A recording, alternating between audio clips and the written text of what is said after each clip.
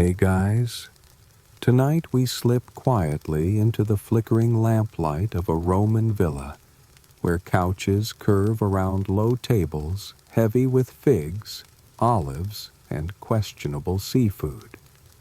You tiptoe through mosaic hallways, past lounging elites and half-drunk poets, and finally reach your assigned spot at the feast.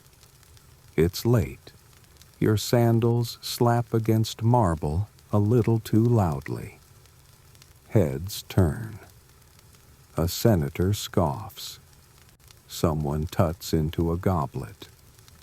You mumble an apology in very broken Latin and lower yourself sideways onto the designated couch. It's not a chair, by the way. It's a lectus triclinaris, a kind of semi-reclining daybed.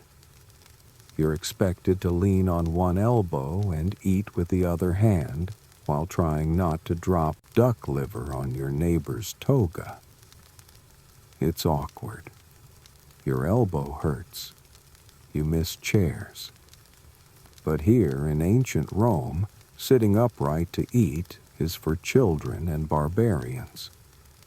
If you want to be taken seriously, you lie down like a respectable adult and risk a faceful of couscous if someone sneezes mid-toast. So you recline, and then it hits you. It's warm. Wine flows. Harp music sighs somewhere in the distance. A scribe is reciting tragic poetry at a volume no one asked for. Your stomach is full. The cushions are oddly soft. You could just close your eyes for a second. Big mistake. A nap at a Roman banquet isn't a luxury. It's a tactical error. The kind that might cost you dignity, limbs, or life depending on the company. These gatherings aren't just about food. They're about status, politics, backstabbing, seduction, and performance. And you, poor traveler, have just dozed off in the middle of a live theater/culinary gladiator match. So, before you get comfortable, take a moment to like the video and subscribe, but only if you genuinely enjoy what I do here. And let me know in the comments where you're tuning in from and what time it is for you. It's always fascinating to see how far we're drifting together across time zones. Now, dim the lights. Maybe turn on a fan for that soft background hum, and let's ease into tonight's journey together. Your eyes flutter open, just in time. A slave is pouring garum, that notoriously fishy fermented sauce, dangerously close to your arm. You flinch. She rolls her eyes. Your neighbor's elbow is digging into your ribs as he gesticulates wildly about philosophy and imported Spanish oysters. Across the room, a minor noble is mid-rant about someone stealing his favorite drinking cup. Tensions simmer like the stew in that terracotta pot by the hearth. And there you are, slumped slightly, eyelids heavy, caught between decorum and drowsiness. This is where the danger really begins. Because Roman banquets weren't just about eating. They were about being seen eating, being clever, being charismatic, being awake.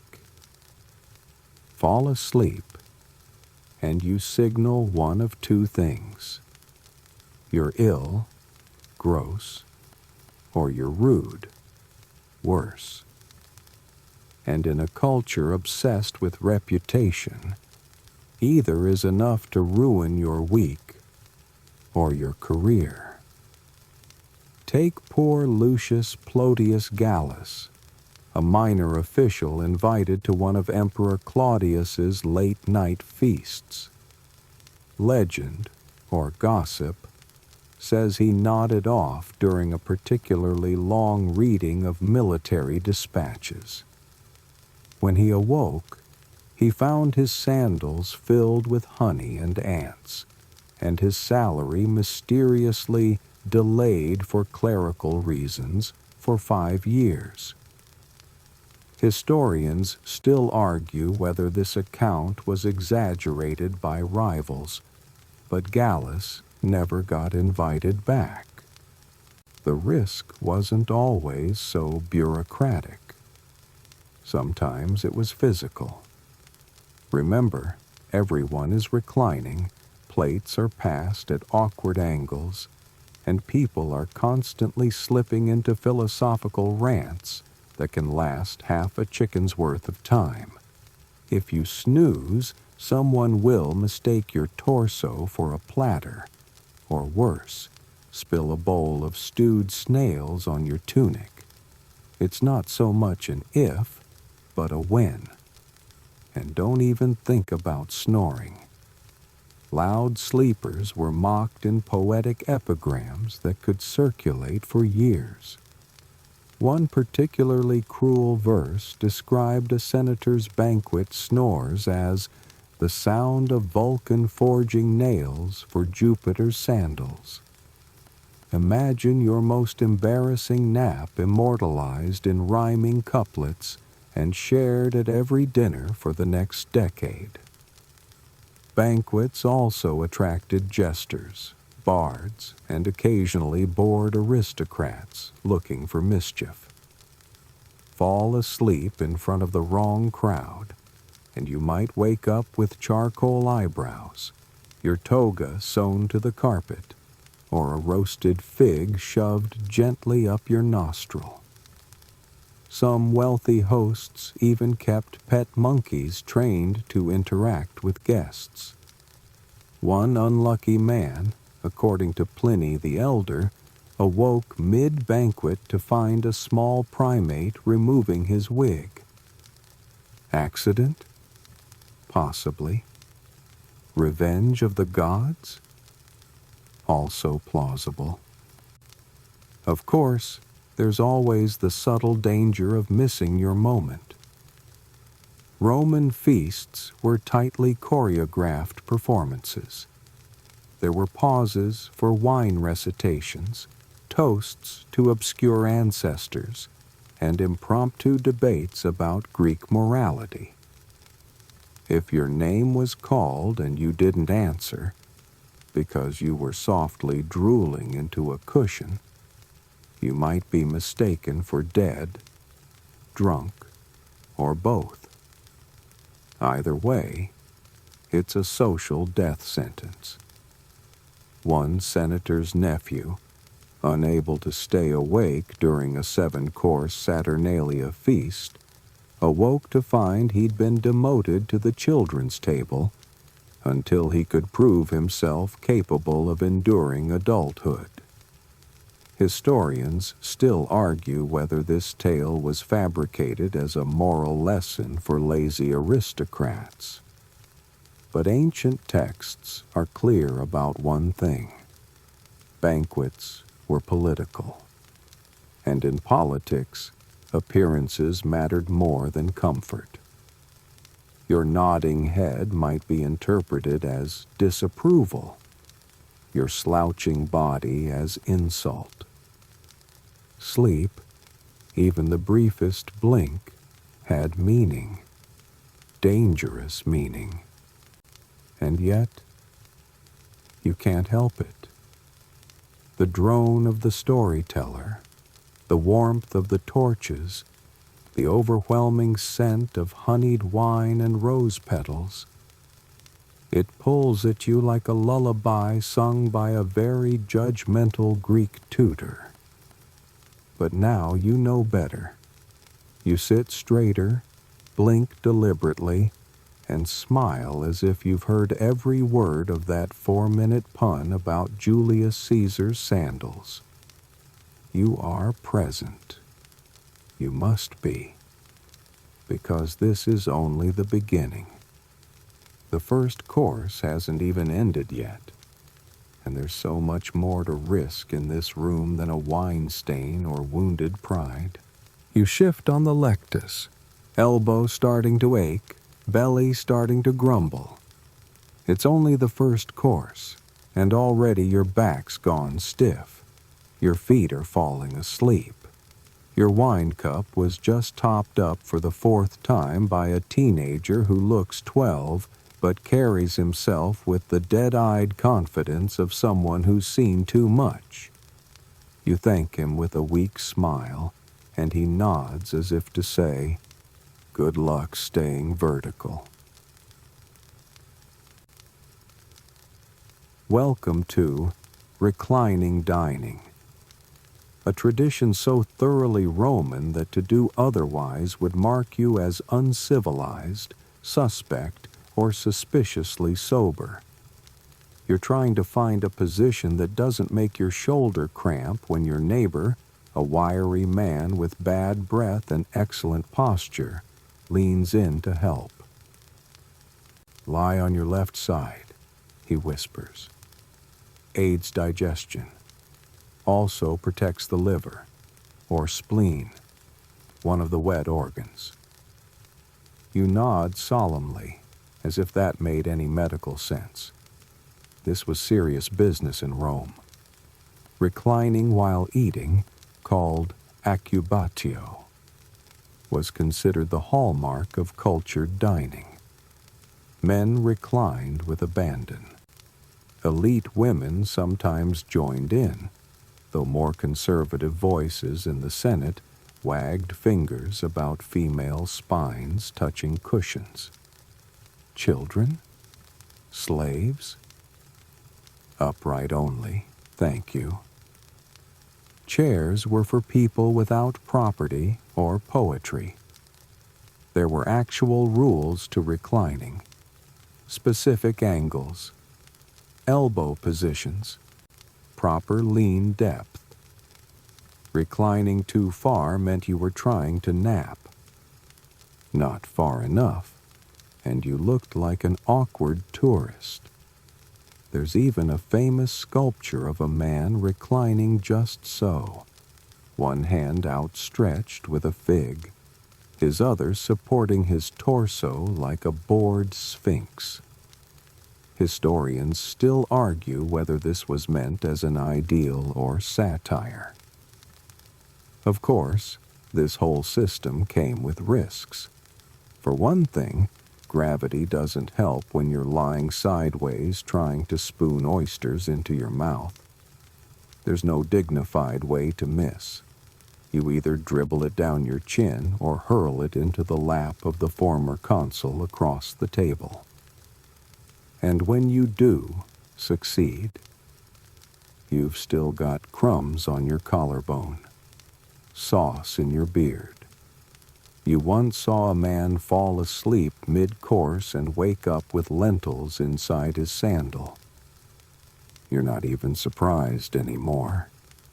The servants are trying their best. One slips past, balancing a bronze platter of parrot tongues and poached mullet. Another scurries around with a sponge on a stick, trying to keep the floors clear of olive pits and political tension. Someone knocks over a bowl of honeyed locusts. No one moves to clean it. The locusts scatter. So do your remaining shreds of appetite. And yet, reclining had real appeal for the upper crust. It was sensual, leisurely, indulgent. To recline while eating was to signal power. You had time, wealth, and enough slaves to hold your wine while you waxed philosophical about Etruscan burial rites. Plus, let's face it, some Romans probably just thought it looked cool. There's even something symbolic in the posture. Lying down to eat shows you don't fear attack. You're safe enough, important enough, to be vulnerable in public. Never mind that this was rarely true. In fact, reclining made you the perfect target for all kinds of nonsense. Take the geese. A well-known Roman prank was to let loose a domestic goose mid-banquet, especially when someone appeared too relaxed.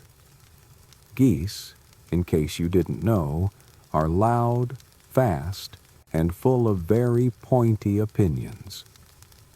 One flap of wings, and half the table's overturned. You're on the floor, your tunic bunched under your ribs, and the goose is loudly asserting dominance near the soup. These weren't isolated incidents. Roman banquet culture thrived on chaos. Imagine trying to digest spicy dormouse while also defending your knee from a wandering peacock, balancing your cup, dodging gossip, and making sure your left leg isn't being used as an elbow rest. You're practically an athlete. Then there's the wine. It's flowing endlessly. Diluted with water, yes, but still potent. You've seen men doze off mid-toast, dribble into their goblets, and then wake up swearing they were just meditating on Bacchus. That excuse works. Once. Fall asleep again, and the host might have you relocated to the atrium, next to the statue of a weeping nymph and the bowl of suspiciously used figs. And if you dare recline too comfortably, if you actually start to drift off, you're in even more trouble. That's when the servant girls start whispering. The jesters circle. Someone reaches for a raisin and instead flicks your ear. You try to play it cool, adjust your elbow, blink slowly as if lost in thought. But it's no use. You're marked.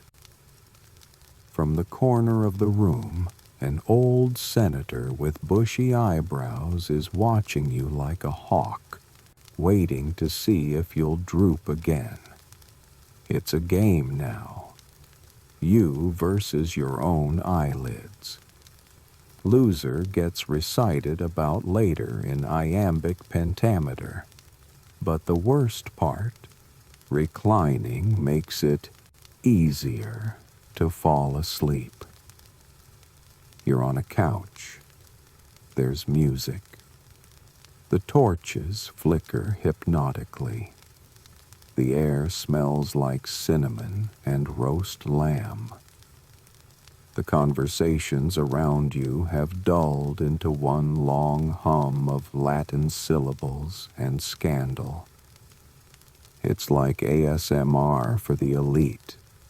Even your enemies seem to be whispering. And suddenly, just for a second, your head tilts back, your eyes flutter. Nope. You snap upright, elbow back in place, smile plastered on. You remind yourself, this is not a nap. This is war. War with gravity, wine, and your own digestive tract. And you are not going to be the one who wakes up with grape skins in your nose and a reputation that follows you all the way to the next Saturnalia. Because in this room, Every movement is judged. Every posture matters. Reclining is more than a dining position. It's a performance, and the audience is ruthless. You lift your goblet, take a slow sip, and try not to look as tired as you feel. Around you, the feast grinds forward, and beneath it all, the danger of sleep lingers, soft, seductive, ever present. You're not sure what course you're on anymore. Fifth? Sixth? Something saucy just arrived with steam and an odor suspiciously reminiscent of both fish and flowers. The server only shrugged when you asked what it was. "Something Alexandrian," she said, and walked away before you could ask if that meant edible.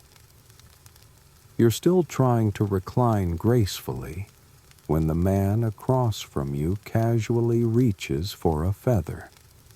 Not for dusting, not for decoration. No, he gently sets it beside his plate, stretches his arms, and excuses himself with a little too much flair. He's headed toward a velvet curtain at the edge of the room. Behind it, you suspect you already know. He's going to puke. Voluntarily. Welcome to the vomitorium myth. And to be clear, no, that's not what a vomitorium actually was.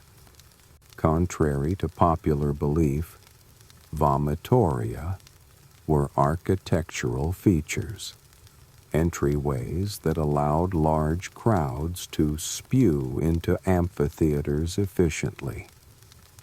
But ancient Rome did have its own, shall we say, enthusiastic approach to making room for more food. They didn't call it purging. They called it returning the favor to the gods. Seriously. To the Romans, indulgence wasn't just tolerated. It was practically a sport. Competitive eating? Been there. Entire poems written about a guy who could out-eat an ostrich? Done that. But the real culinary daredevils weren't the ones who stopped when full. No, the pros brought a feather. Or two. Feather-assisted vomiting wasn't universal, of course. Historians still argue whether it was genuinely common among the elite or just a satirical jab by moralists disgusted by overindulgence. But we do have records of Romans who would excuse themselves mid-meal, empty their bellies, and return to their couches refreshed and ready for more eel jelly. You watch as the curtain flutters shut behind the feather wielder. The room doesn't react. No one seems scandalized. In fact, someone claps politely. This was Rome. A well-timed purge meant you were committed to the feast. Of course, not everyone had the same technique. Some preferred to lie very still, breathing shallowly, waiting for their stomachs to reset like hungover philosophers. Others used herbs, emetics brewed into sour wine, often with a side of roasted cabbage. Because nothing says refined palate like drinking a vomit potion while discussing Virgil. There's even a rumor, possibly apocryphal, that Emperor Claudius once held a feast where guests were encouraged to vomit between every course. Not just allowed, encouraged.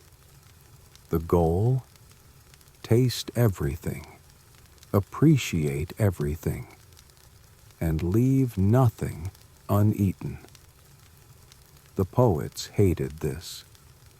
Writers like Juvenal and Seneca had a field day mocking the spectacle.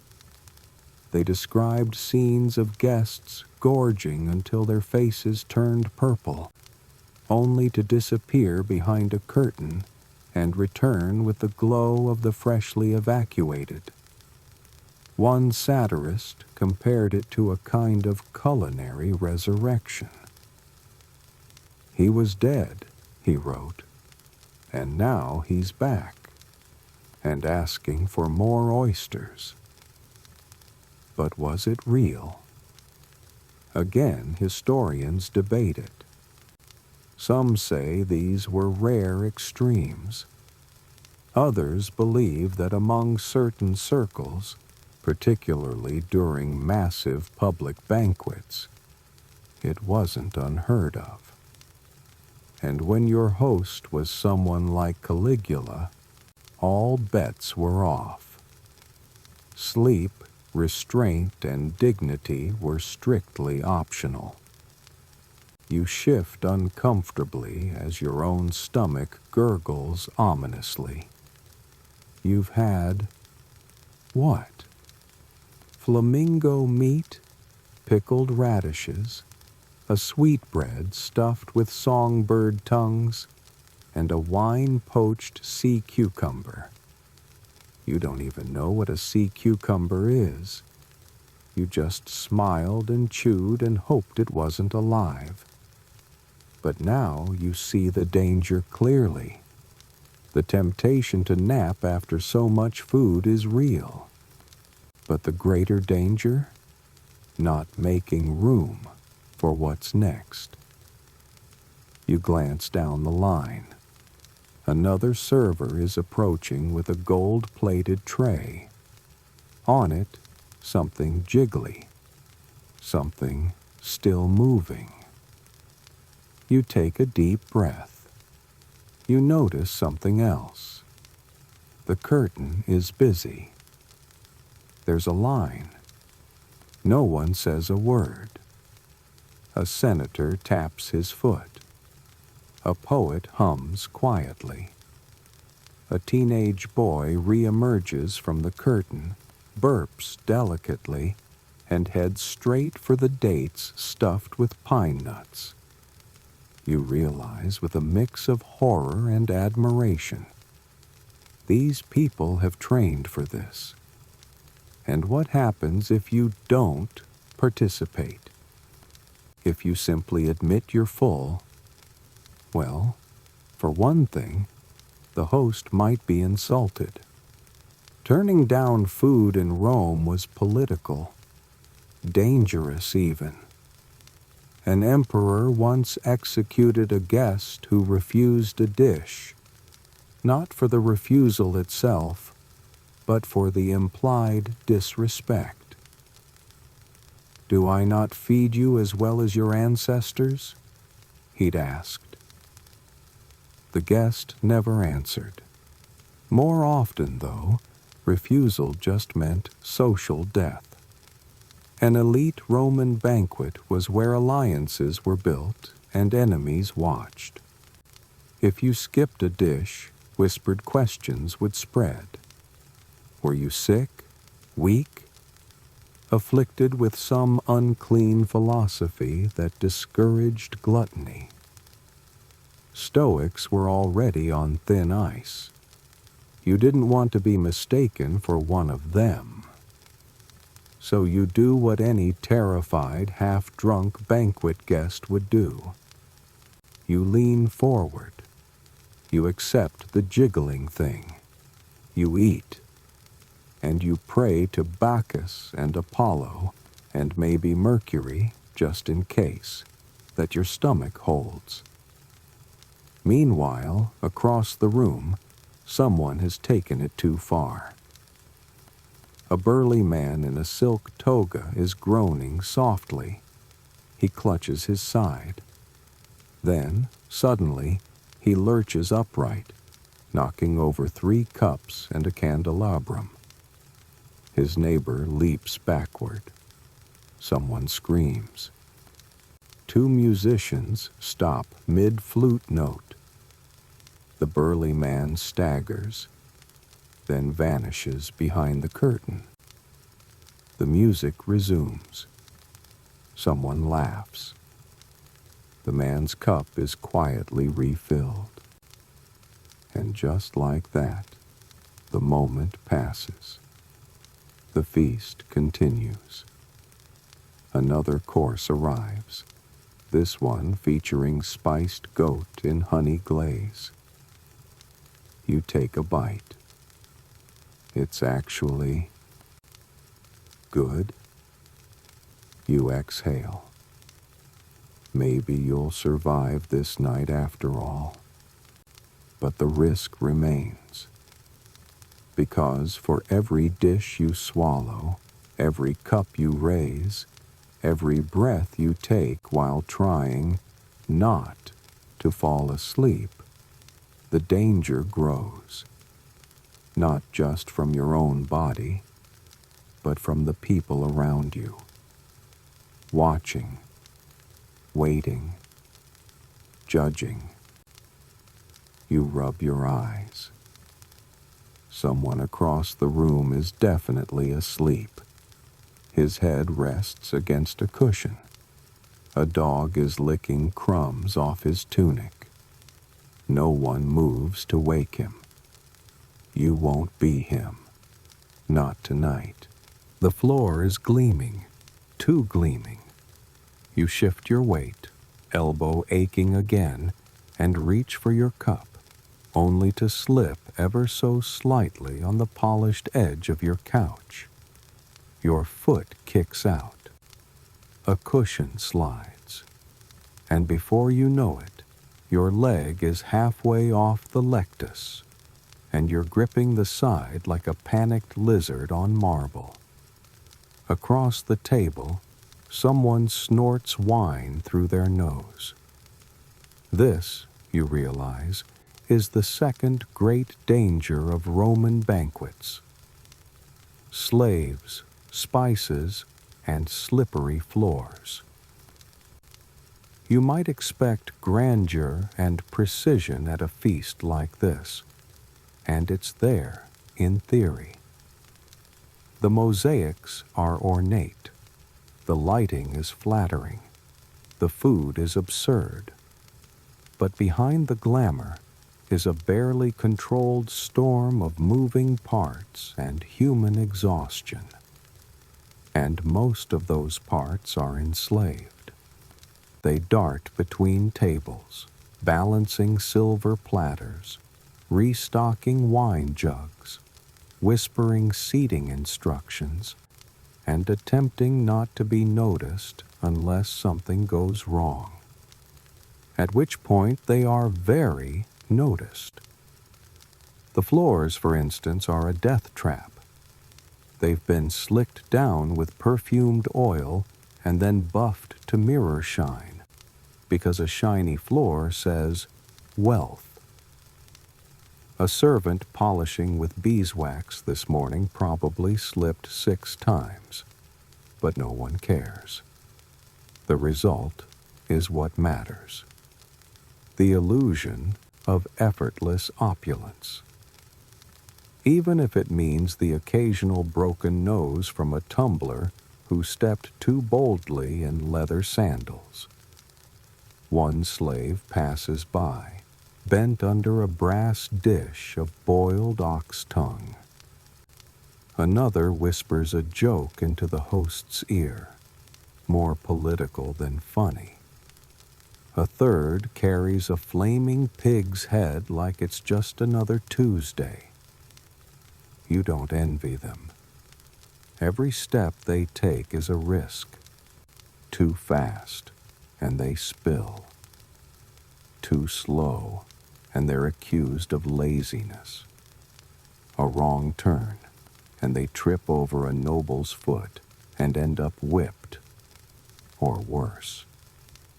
Historians still argue whether these feasts were more brutal behind the scenes than they were performative out front.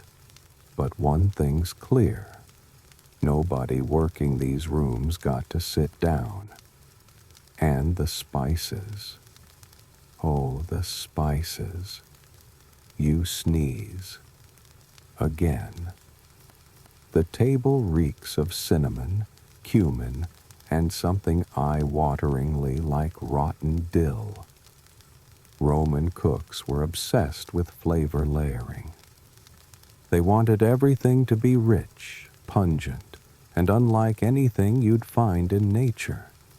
Think pork seasoned with fermented fish sauce, crushed dates, vinegar, pepper, and just a dash of myrrh.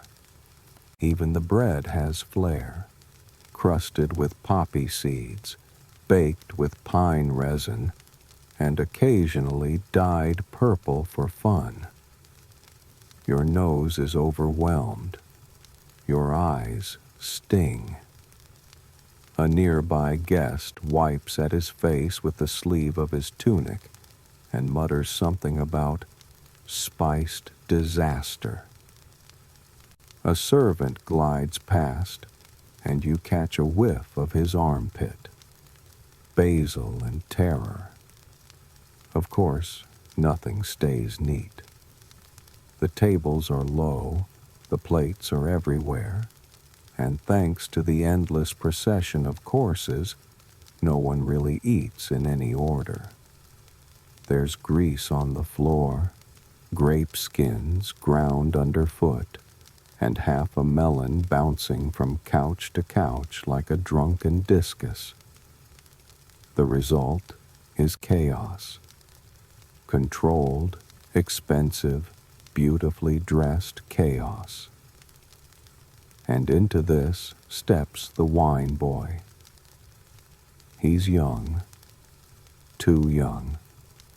He's holding a jug nearly as big as his torso, and he's making the rounds like a seasoned professional.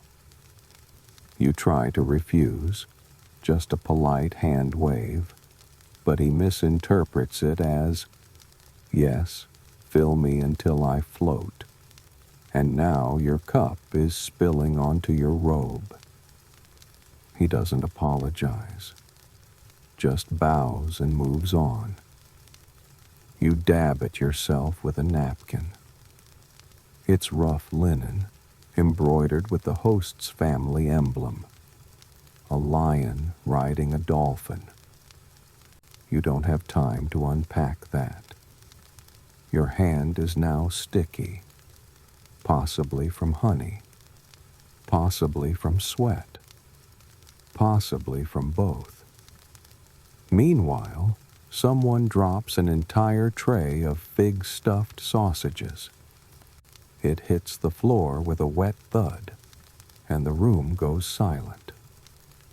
A dog appears from nowhere. A very small, very fast dog. It devours 2 sausages and vanishes under a curtain before the slaves even bend to clean. You make eye contact with a nearby guest. He shrugs. Better the dog than the senator who can't chew properly. You both sip your wine.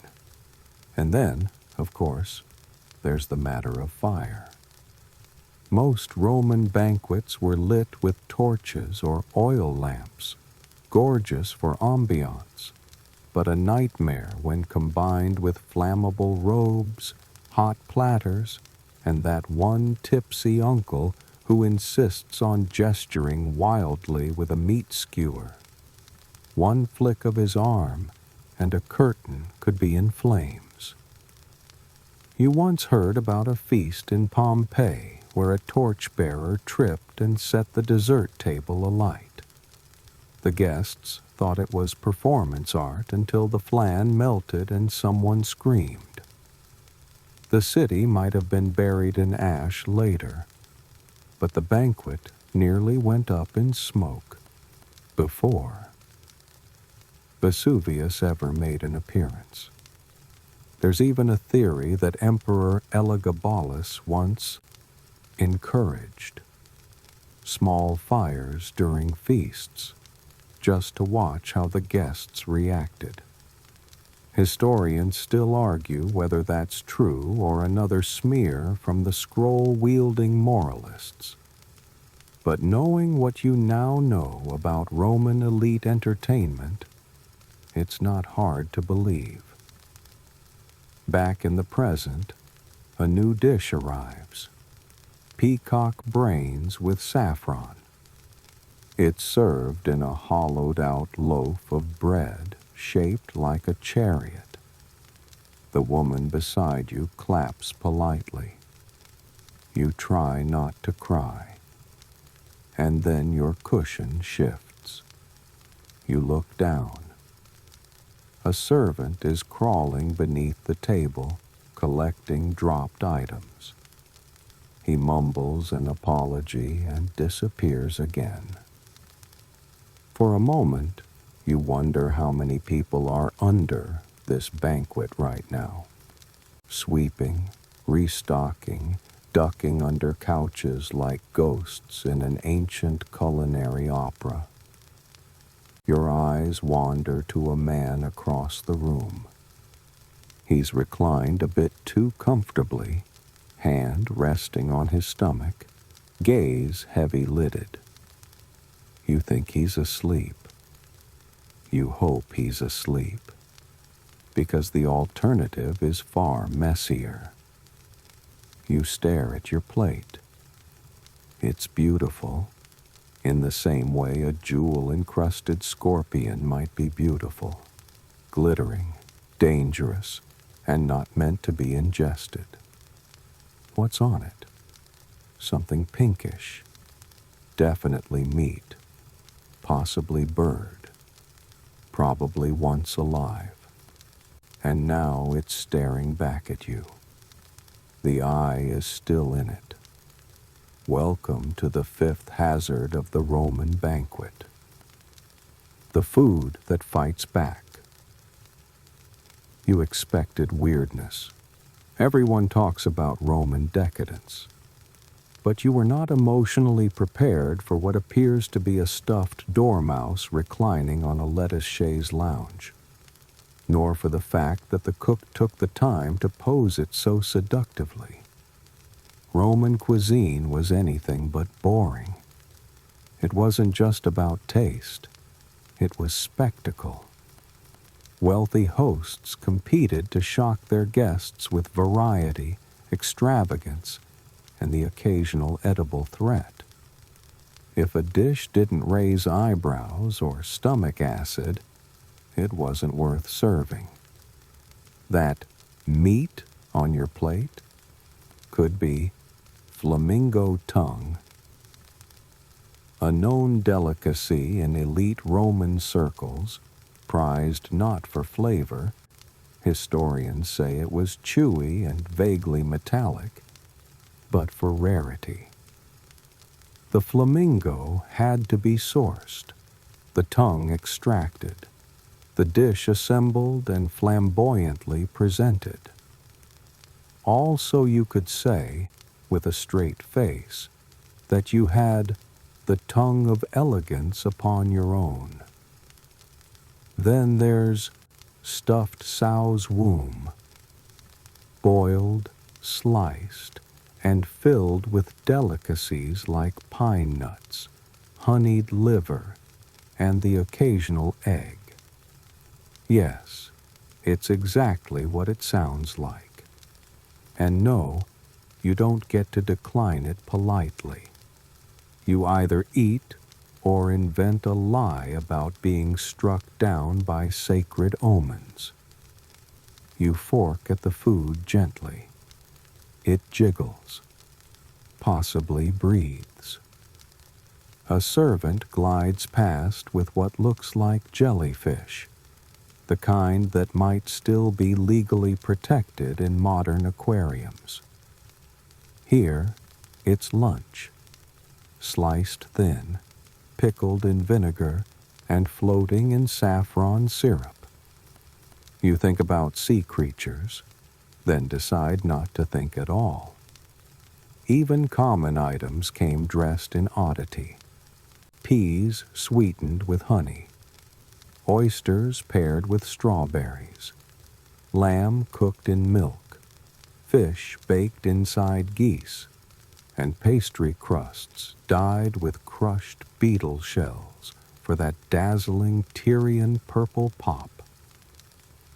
And let's not forget dormice, those plump little rodents the Romans adored.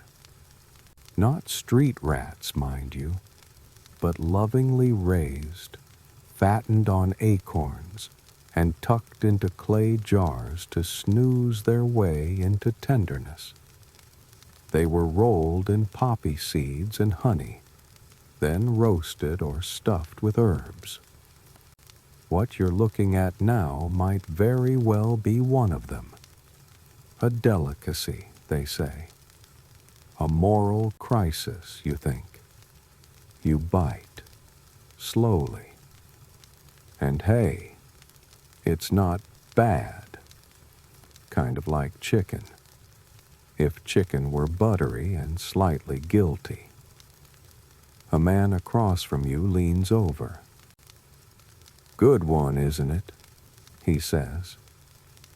"They raised these on imported figs, worth more than my cousin's dowry." You nod, lips pursed, still chewing, still unsure. But don't let the fancy food fool you.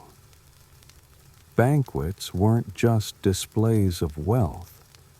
They were also minefields of danger, literal and political. And sometimes the food was the weapon. Poisonings at feasts were whispered about constantly. Paranoia clung to every goblet. It wasn't just emperors who had to be careful. Anyone with power, influence, or questionable in-laws could be a target. Take the infamous case of Drusus, stepson of Augustus. Died young, mysteriously. Rumor held his wife had dosed his food with slow poison over several dinners, all while smiling and passing the gravy. Historians still argue whether that was slander or slow-motion murder. But the fear it inspired was real. Wealthy guests would bring food tasters, usually slaves or paid attendants whose job was to nibble before the master did. Imagine that. Every meal, a high-stakes taste test. If your taster dropped dead, congrats, you didn't. You don't have a taster, you just have hope, and you're not alone in your concern. Some guests insist on watching their food be prepared. Others only eat what comes directly from the host's hand. One senator you spot refuses everything but olives, imported from his own estate, and sealed with wax he personally stamped. You admire his paranoia. And then there's the fringe theory that certain dishes were designed not to be edible, just to show off. Imagine serving an entire camel stuffed with gazelles, stuffed with peacocks, stuffed with figs. No one eats it. No one needs to. The point is, you could. You hear a thunk. Someone's knife has hit the table. He's motioning for a servant. He's whispering about the feel of his fish. Another guest joins in. There's a quiet inspection of the dish, a sniff, a murmured prayer to Apollo, then a shrug, and they eat it anyway. Danger is just part of the experience.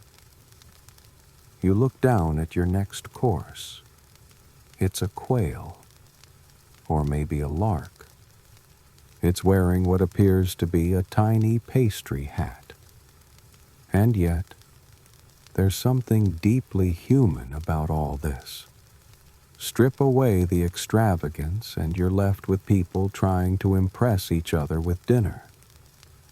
It's like your cousin's overcooked Thanksgiving turkey, except wrapped in gold leaf and possibly fatal. You sigh, you eat, you marvel, and you start to wonder, what if the next dish is the one that undoes you? What if you do drift off, slump forward, choke on a date, and become the punchline of someone's epic poem? Someone across the room belches loudly. A chorus of laughter erupts. You raise your cup and drink deeply. Better digestion through denial. You feel it creeping in.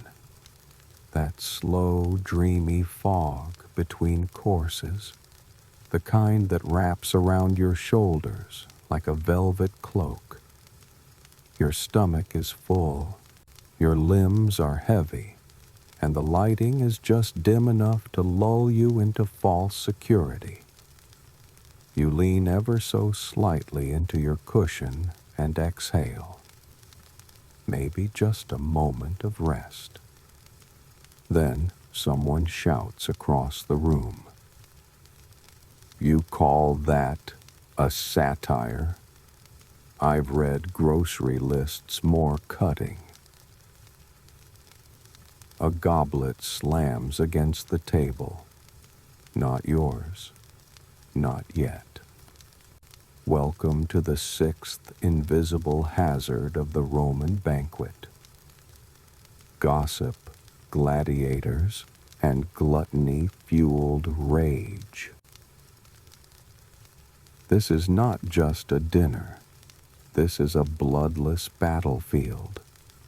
Words are weapons. Reputation is fragile.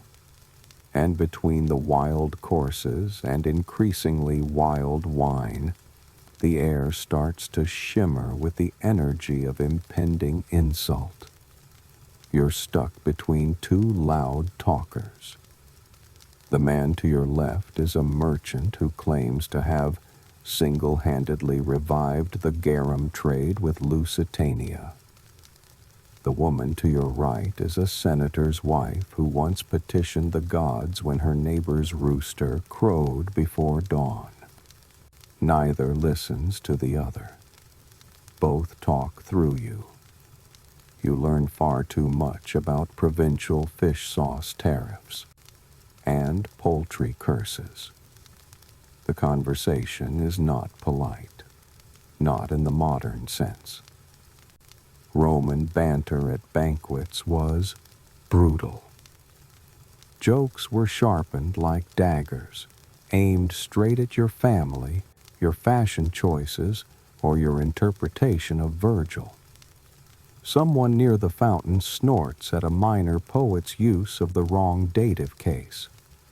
Another man laughs too loudly at his own story about a slave who mistook ink for wine and drank an entire scroll. A third party mutters something about the emperor's latest acquisition, followed by a look over his shoulder. You're not safe, even if you say nothing. In fact, especially if you say nothing. Silence, in Rome, can be suspicious. Too quiet, and people assume you're plotting, or worse, judging. So you're expected to contribute. But what do you say? You haven't read the 12 Tables recently. You can't quote Catullus without accidentally insulting someone's grandmother. So you smile, nod, say something vaguely witty about olives. It doesn't land. A jester circles, looking for his next victim. He's wiry, barefoot, wearing bells. His smile is wide, his eyes are calculating. He sings a rhyme about a nobleman's bald head. The room howls. The bald man laughs along, but his wife doesn't. She whispers something to a servant. You silently note the tension. So does the jester. He moves on. And then, as always, it escalates. Someone proposes a contest, not of wits, not of poetry, of eating. A tall man with the glint of money in his eyes declares he can finish an entire honey-roasted boar's head without pausing for wine. A challenge is issued. Another guest, smaller but perhaps more unhinged, accepts.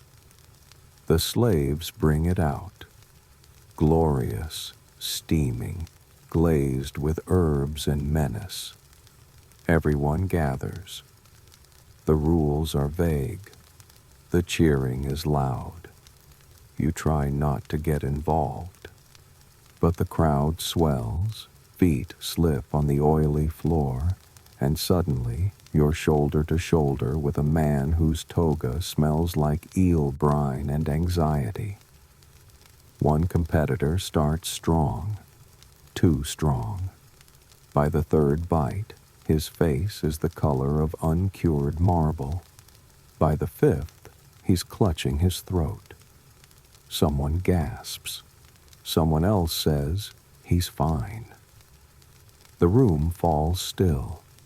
He's not fine.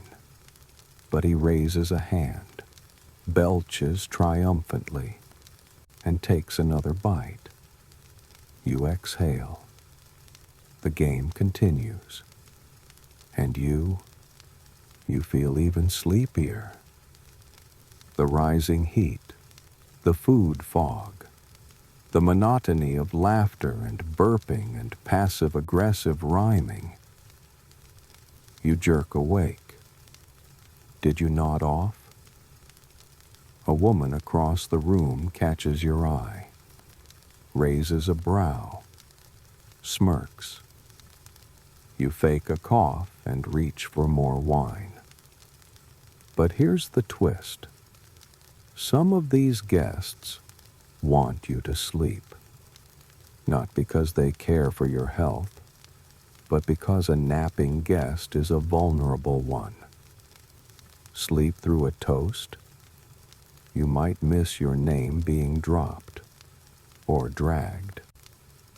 Nap through a debate, and you might find your political allegiances reassigned while you snore. One noblewoman famously woke from a post-dessert doze to discover she had been married, on paper, to a minor landowner as a joke. It was annulled, mostly. Historians still argue whether this sort of thing was satire or sabotage. Either way, you're now determined to stay awake. You adjust your posture, stab a raisin with too much enthusiasm, and force yourself to participate in a dull discussion about the length of Roman roads in Gaul. You notice something else now. The performers. They've arrived quietly. A small troupe, 2 lyre players, a mime, and what appears to be a boy in a goat mask, begins a light routine. It's comic, allegedly, involving invisible walls, grapes, and an unfortunate misunderstanding with a water jug. Someone claps. The music swells. But most guests ignore them. Why? Because this, too, is part of the social game. You only laugh if your rival doesn't. You only cheer if your host is watching. If the mime slips and you laugh too hard, someone might think you're mocking them. It's a minefield made of manners, and you, drowsy and full, are trying not to trip on the etiquette. Still, something about the lyre melody is soothing, hypnotic even. You blink slowly.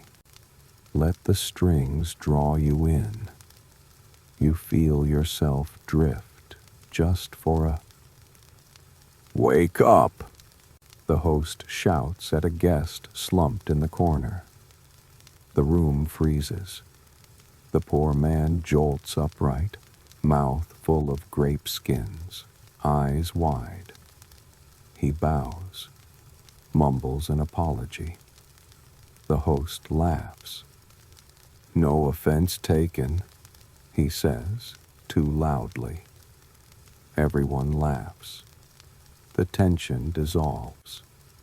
But you know better. That man's name is now toast.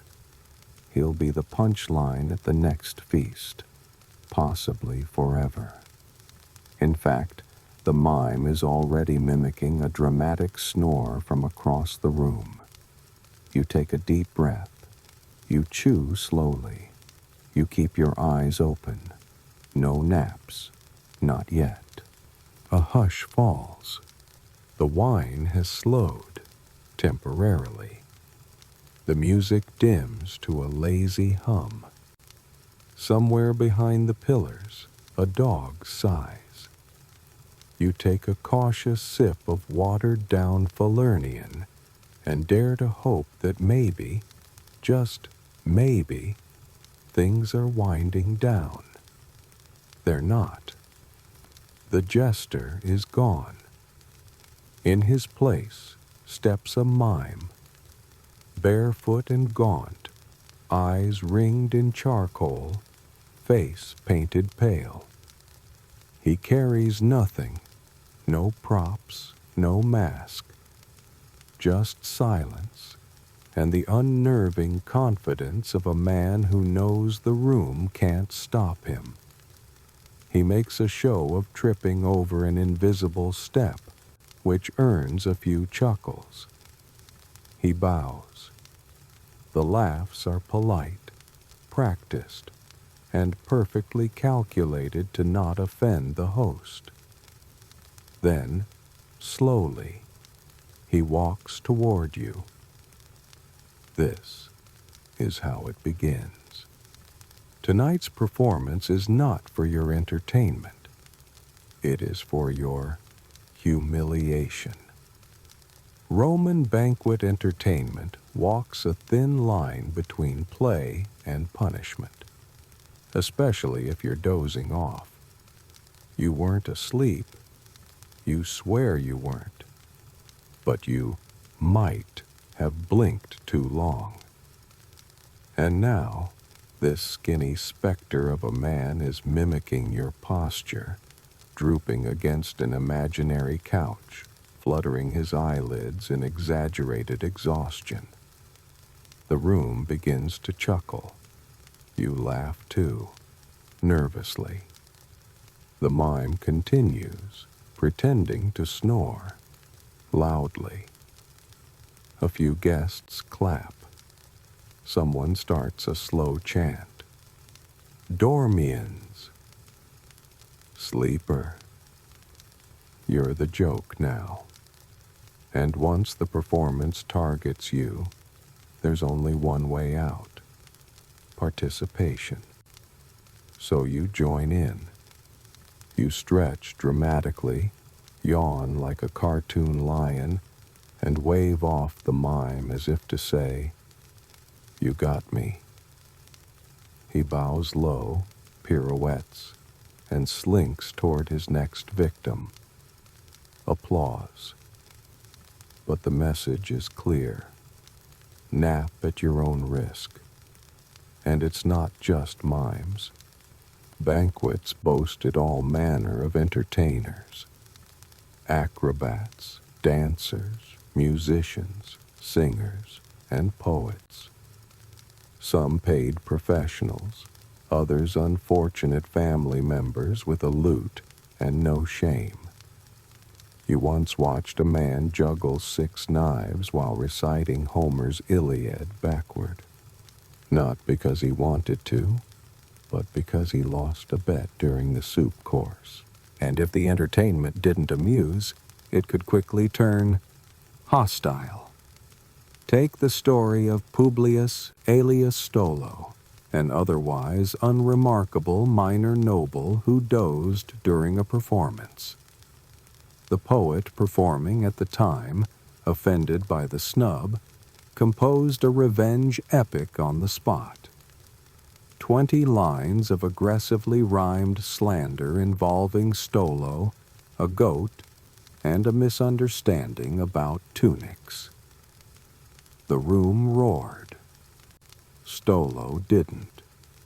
He left early, allegedly moved to Hispania not long after. Historians still argue whether the poem survives. Some believe it morphed into a popular tavern song, but its impact was real. A banquet, for all its wine and indulgence, was never fully safe. It was theater, social survival disguised as leisure, and the stage was everywhere. Even music had sharp edges. A lyre player hits a wrong note? The host might declare it symbolic of moral decay. Too many wrong notes, and suddenly a flautist is being pelted with olive pits from an impatient audience. That's right, audience. These guests aren't just diners. They're critics, judges, and hecklers. And you? You're one mistake away from being tomorrow's comedy fodder. The host claps once. A young man enters, draped in red silk, hair oiled, voice trembling. He begins reciting verses, possibly love poetry, possibly taxes. You can't tell. Half the room ignores him. The other half pretends to listen while sneaking glances at the honey cakes being arranged on the dessert tray. You glance down and see your own hand has been holding a grape mid-air for nearly a minute. Your wrist is cramping. Your brain is foggy. You blink once, twice. Then the sound hits. A guttural screech. Not human. A peacock bursts into the room. Yes, a peacock. The bird struts in like it owns the place, tail spread, beak open, voice grating like a broken trumpet. The guests cheer. You flinch. This is, apparently, the next act. The poet stops mid-stanza. The bird begins circling him. A servant enters and tosses grain on the marble. The peacock follows, ruffles, screeches again. You sit frozen, wondering if this is symbolic or just a really bad idea. Roman entertainment often veered into the absurd. Exotic animals were prized and occasionally unleashed for laughs. Wealthy hosts brought in monkeys, goats, snakes, or small dogs trained to wear laurel crowns. All were potential distractions or hazards. In one famously disastrous feast, Emperor Nero allegedly had panthers chained near the musicians to heighten the tension. Historians still argue whether anyone was eaten, but most agree the mood was memorable. You return your gaze to the peacock. It has now perched itself atop a bronze statue of Minerva and is glaring at you. You smile. You raise your cup. You pretend this is fine. Meanwhile, the boy poet resumes. His voice is softer now, less confident. He's losing the room. A few guests yawn audibly. One woman fans herself with a dinner menu, which is mostly just a list of extravagant adjectives. The poet pushes on, noble, doomed. Then, a thud. Someone has slumped sideways on a couch. Not you this time. The guests notice. The poet pauses. Another thud. His goblet rolls. He's snoring loudly. The room explodes in laughter.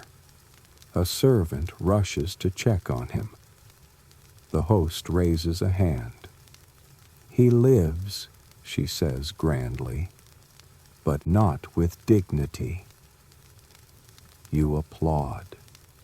It feels safer, but your eyelids betray you.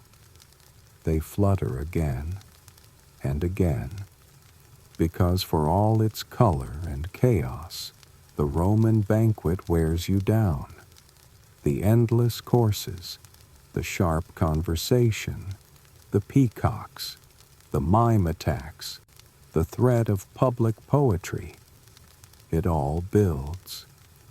And slowly, sleep creeps in, uninvited, seductive, and highly inconvenient. You resist, because you've seen what happens next. You've survived the mime. You've dodged the peacock. You've even managed to keep your eyes open through 2 more recitations, 3 fig-heavy courses, and a brief philosophical debate about whether the moon controls digestion. You thought the worst was behind you, and then someone serves the pomegranate seeds. At first glance, it seems innocent, refreshing even. A palate cleanser between a flamingo stew and a custard shaped like the Colosseum. But when your neighbor declines with a swift shake of the head and pulls his cup closer, that's when you start to worry. Because in ancient Rome, even fruit could kill you.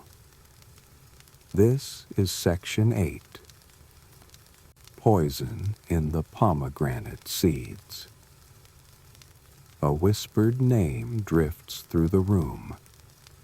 Locusta. You've heard it before.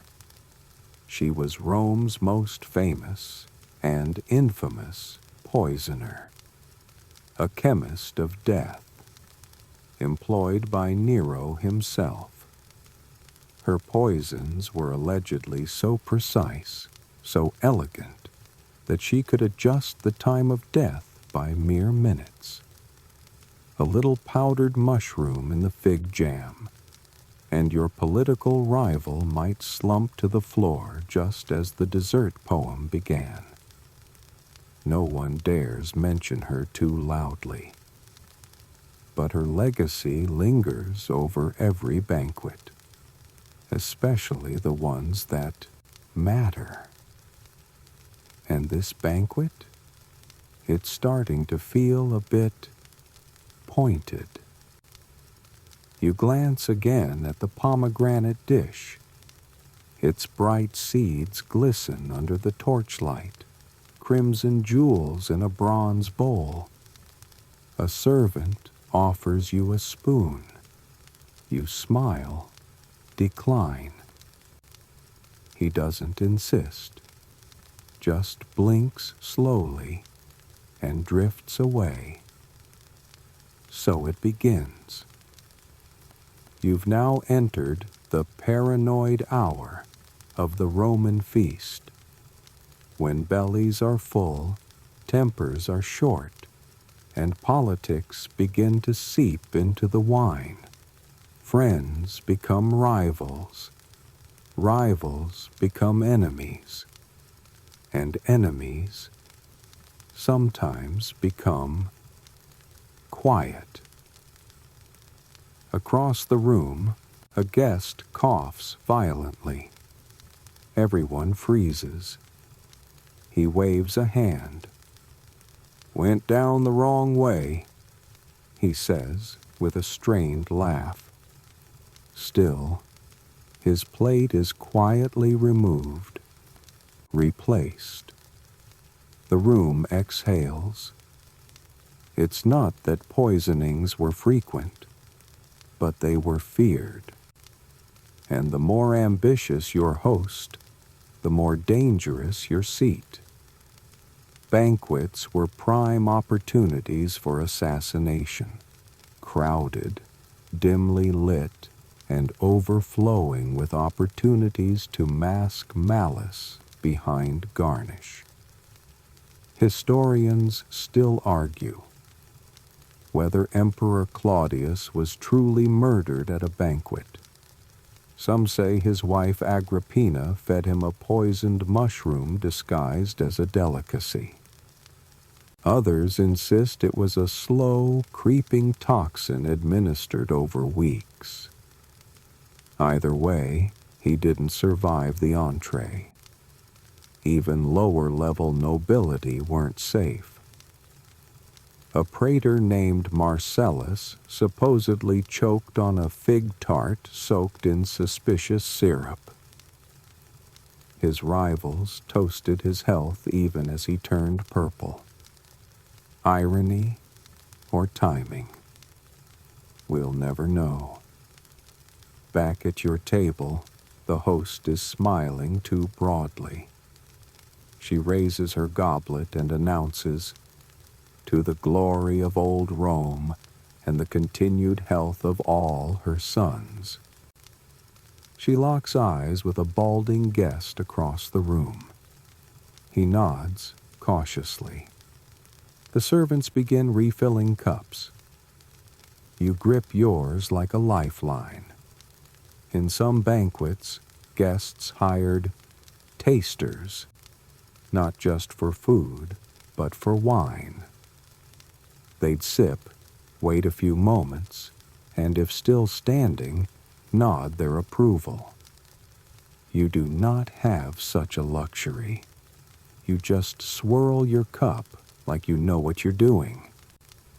One of the slaves stumbles slightly, jostling a platter. A few candied dates scatter. Another servant hisses at him. A third retrieves the dates, dusts them off, and places them back on the tray. You watch the whole exchange and think, if anything was poisoned, that move just scrambled all the clues. It's not just pomegranates and dates. There are dozens of edible hiding spots. Stuffed figs, sauced olives, honeyed bread. A powdered toxin mixed into a dessert filling. A lethal oil brushed on the crust of a pie. Even the wine cup itself, lead-lined or painted with toxic resin. Some Romans believed the safest course was not eating at all. In one surviving letter, a senator bragged about pretending to eat by pushing food around the plate while engaging in complicated puns. It worked, allegedly, until someone noticed his untouched pheasant and accused him of insulting the cook. He spent the next banquet at the children's table, a fate possibly worse than death. You notice your own plate is nearly clean. You've eaten most of what was offered. Did anyone seem especially eager to serve you that sausage? Did someone glare at you when you passed on the garum-drenched eggs? It's probably nothing. Probably. Still, your host's brother hasn't said a word in over an hour. He's slouched, pale. Breathing? Barely. You scan the room. Everyone else has noticed, too. Someone leans over. Do you think he's... No, comes the whisper. Just full. Or embarrassed. A pause. Let's wait and see. The mood shifts. Conversation resumes, but quieter. Eyes flick to plates and cups. You realize everyone is watching, everyone else. The poet who mocked you earlier is now nervously sipping water. The merchant with the garum empire is sweating heavily. A woman near the brazier has stopped eating entirely and is fanning herself while muttering something about dreams and omens.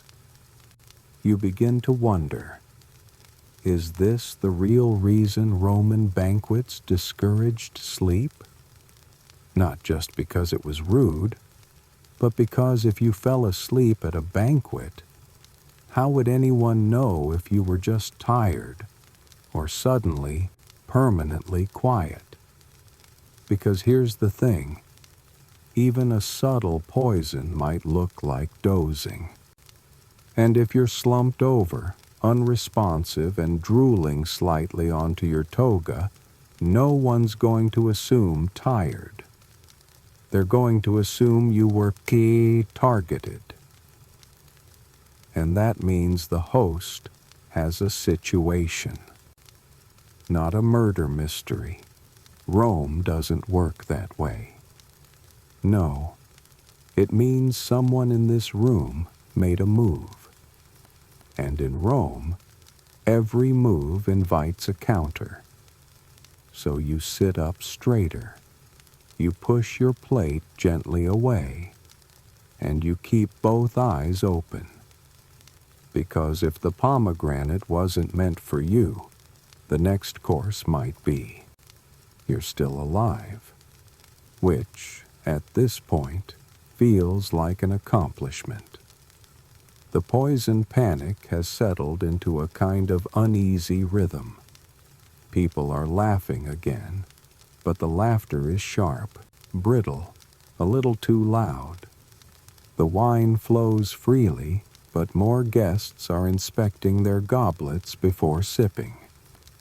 You're chewing slowly, delicately, and only the things that don't sparkle or jiggle.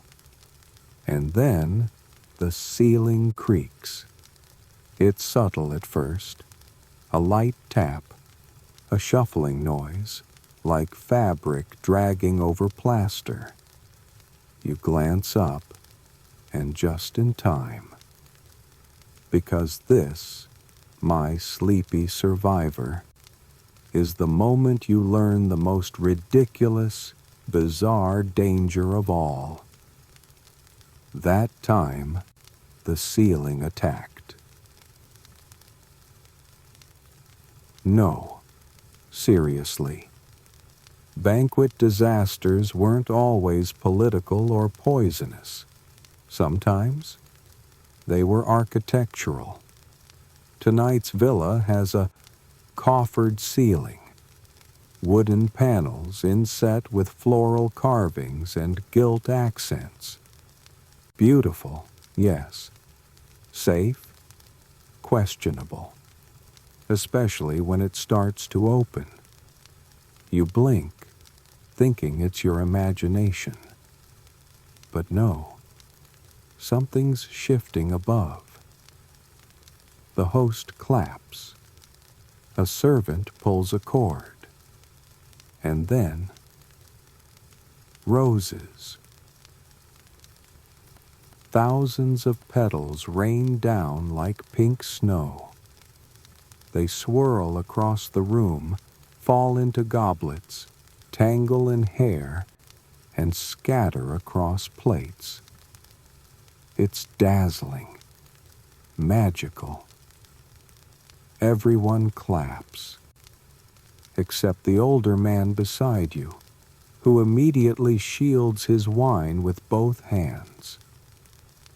You think he's overreacting until the second wave hits. Not just petals this time. Whole blossoms. Then, handfuls of herbs. Then, yes, doves.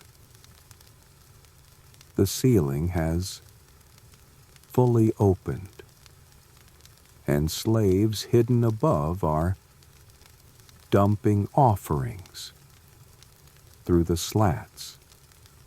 This is entertainment. This is theater. This is Roman flexing at its most dramatic. You're still clapping when a dove lands on your head. It flaps. You panic. It takes off again, leaving behind a surprise that is not symbolic. Someone nearby laughs. You laugh too. You must. And then, suddenly, there's too much. The petals fall faster, thicker. A wall of fragrance hits, cloying rose, basil, myrrh. You can't see the far couch anymore. Someone coughs. Another guest waves frantically, swatting at what might be a moth or might be his hallucination. This is what happened to Emperor Elagabalus's guests, according to ancient texts. During one particularly ostentatious feast, he ordered so many rose petals released from above that a few guests were smothered under the weight of flowers. They choked. They couldn't breathe, crushed by petals. Petals. Historians still argue whether this is true or Roman exaggeration. But you've just pulled a fist-sized cluster of roses from your lap, and frankly, it doesn't seem far-fetched. You duck as another shower descends. A flute player nearby has stopped playing and is now sneezing violently.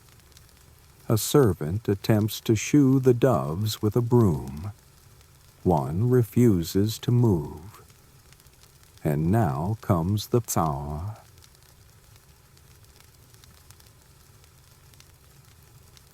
Fire hazard. The torchlight catches the drifting petals, sending small blossoms into brief flame before extinguishing mid-air. One petal lands smoldering in someone's hair. A friend casually pats it out. Nobody screams.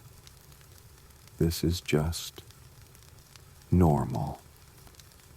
Another servant enters with perfumed smoke, trailing a bronze censer that puffs sandalwood and something suspiciously like cinnamon.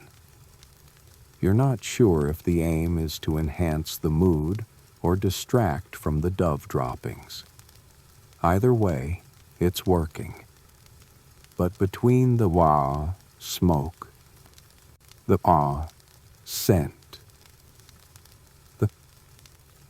sheer volume of airborne botanicals. People begin to lose focus.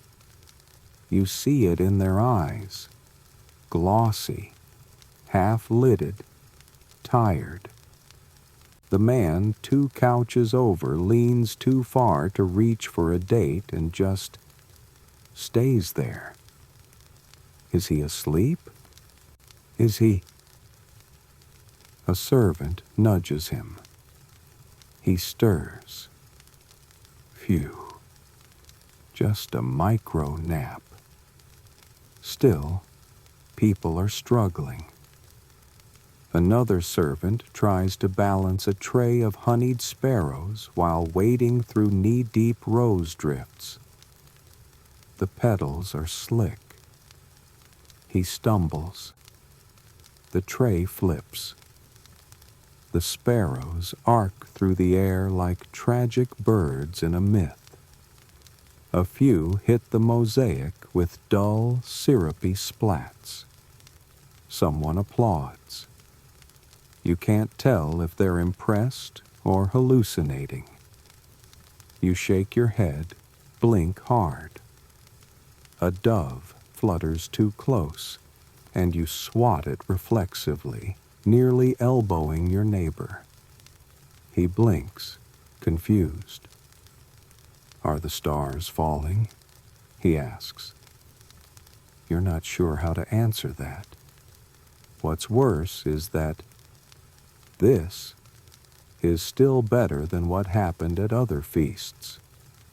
One infamous dinner thrown by the mega-rich freedman Trimalchio included a moment where the ceiling split open, only to reveal mechanical figures, raining fake coins, causing a mini riot.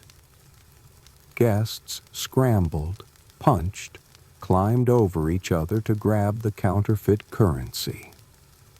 Teeth were reportedly lost. Another disaster? A villa in Bacchus, where an entire ceiling panel fell mid-toast, crushing the harpist and several soup bowls. The guests simply turned the panel into a makeshift stage and continued. That's Rome. Adapt, survive, keep eating. You lean back carefully. Behind you, a thin man is trying to escape the petal storm by hiding under his couch. He's still being pelted. Another guest is using a bronze tray as a shield. The host raises her hands again. The petal rain ceases.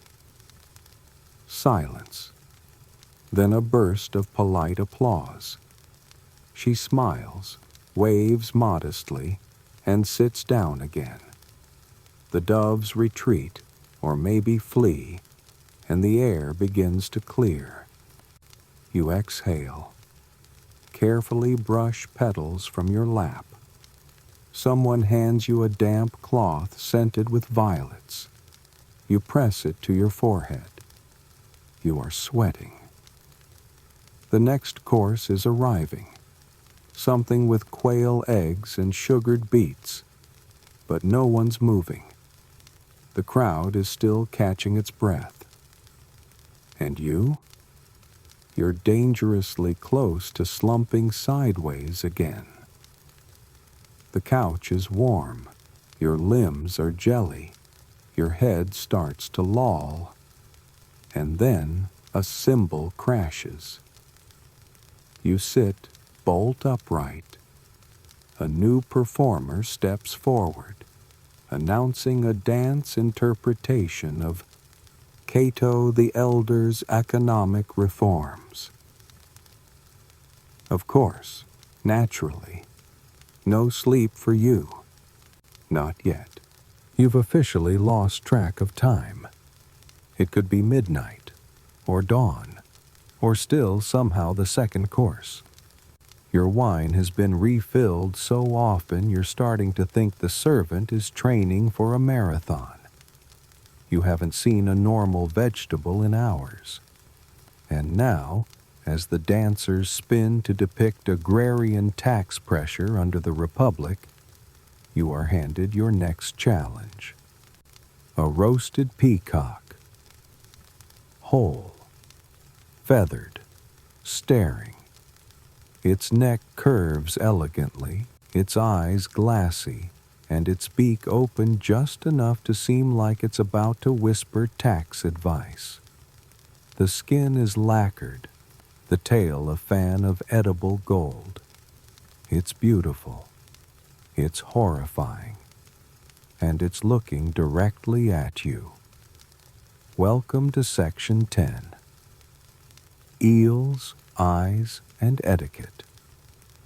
You hesitate, not because of the bird's intense gaze, but because you're not entirely sure how to eat it, without offending half the room. See, Roman dining came with etiquette so precise, so passive-aggressively weaponized, that a single wrong move could label you ignorant, uncultured, or worse. Carthaginian. And you're not prepared to be annexed mid-feast. You glance around for clues. Some guests are picking daintily at the tail feathers. Others are slicing under the wing. One man has shoved a spoon directly into the throat and is scooping something purple.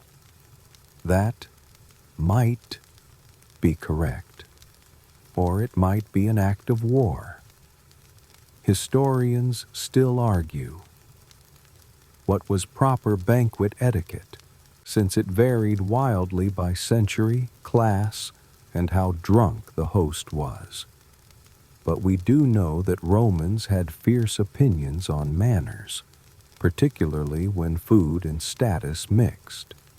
For instance, don't reach. Everything is passed to you, either by a servant or a fellow guest. Reaching suggests desperation, and desperation smells like poverty. You do not want to smell like poverty. Also, don't lick your fingers. Wipe them with your linen napkin, or better yet, dip them in the finger bowl, delicately, not like you're washing a stray cat. And most importantly, don't make eye contact with the food. Okay, maybe that last one isn't official, but right now, you really wish the peacock would stop staring. You take a bite. It's fine, a little stringy. The seasoning is complex, layered with dates and coriander and something that might be regret. Your neighbor leans in, gesturing at your plate. Ah, they've stuffed it with eel again. You pause mid-chew. Eel again. This is the third dish tonight that has included eel, and none of them have looked remotely similar. One came as a jelly, one wrapped around a fig, and now one has been hidden inside a peacock, like a scaly, glistening surprise guest. Romans loved eel, especially moray eels, which were sometimes raised in decorative ponds and occasionally fed human flesh. Yes, sometimes executed slaves. Welcome to Rome. Sleep well. You chew slower. The etiquette shifts with each new bite.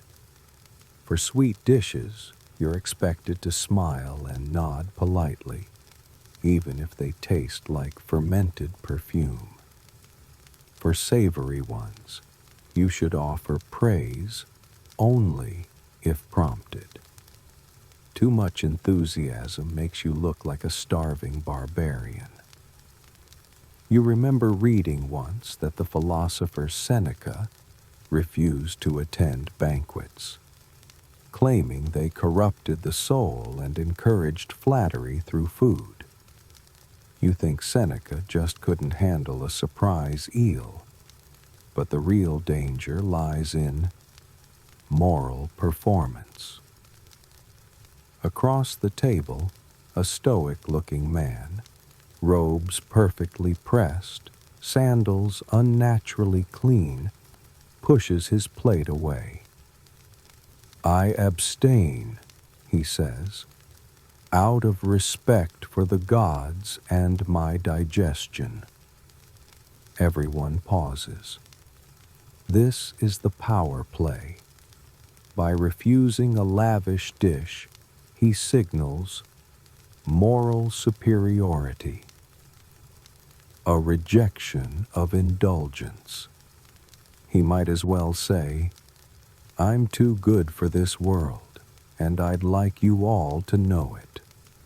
You consider doing the same, but the peacock is already decapitated on your plate. You missed your chance. Instead, you take another bite and nod sagely, as if thinking deeply about the metaphysics of poultry. Nearby, someone drops a silver spoon. It clinks against the tile. Everyone turns. The guest who dropped it freezes, then laughs, loud and awkward. "Slippery from the eel," he says. A weak save. Two nobles raise eyebrows. It's not a huge scandal, but it will be remembered. Roman banquets weren't just places to eat. They were places to be remembered.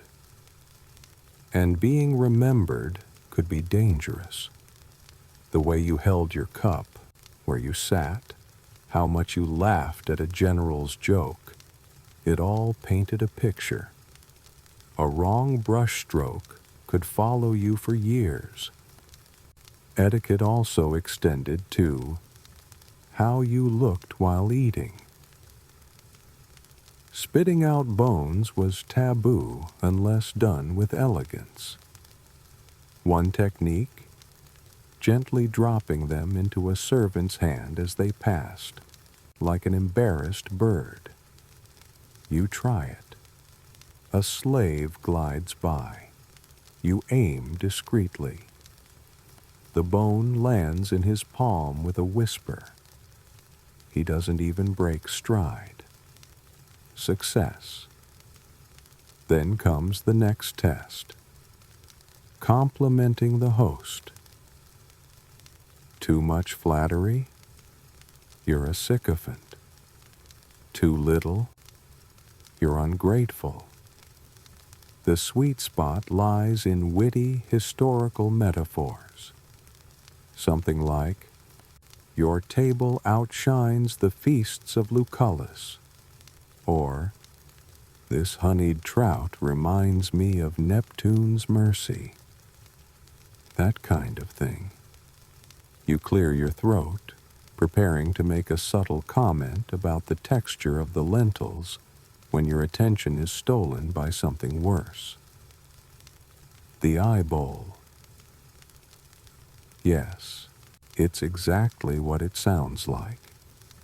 A decorative dish, crystal, maybe glass, filled with tiny gelatinous fish eyes, possibly sturgeon, meant as a delicacy.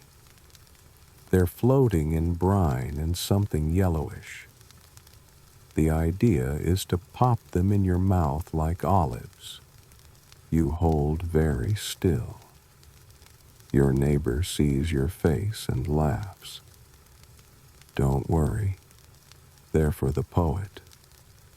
Of course. because nothing says artistic merit like slurping fish eyes in front of a tired crowd. You remind yourself, no matter how weird it gets, you must remain alert. Poise is power. Even when eating peacock stuffed with eel next to a man quoting Virgil between hiccups. You finish your wine. Wipe your fingers. Sit tall. And try not to choke on etiquette. The wine has turned sticky, not just in your mouth, on your hands, your robes, the couch, the floor. Somewhere between the eel-stuffed peacock and the fish-eye finale, someone knocked over a jug of spiced vintage, and now a glossy crimson trail is trickling toward the musicians. They don't stop playing, of course. They just lift their lyres onto their knees and adjust their feet as the grape tide laps at their sandals. Professionals. You, however, have just made eye contact with a man who looks ready to kill over a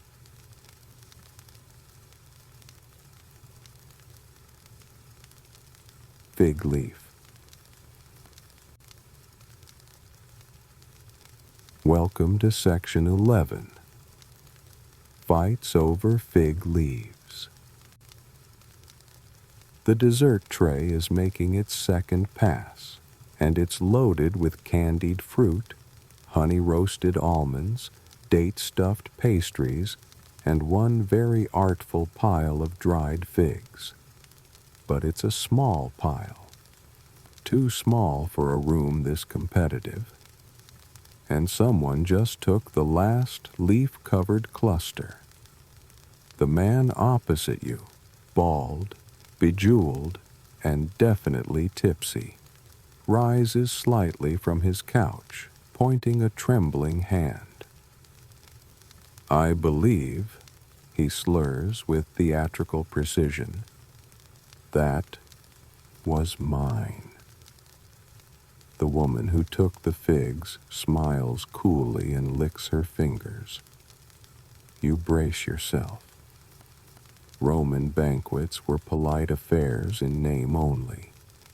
Beneath the compliments and recitations lurked an ocean of pettiness and vendettas, just waiting for a reason to surface. And food, always the trigger. It starts with words. It always does. That was my portion.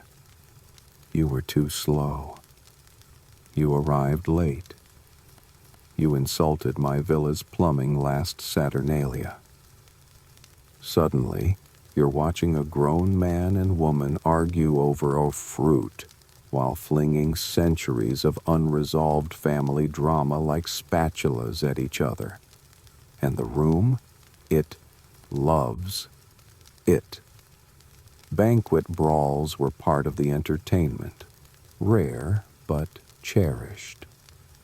A kind of unscripted theatrical interlude that let all the pent-up tension finally burst. As long as nobody died, and even that was negotiable, it was considered fun.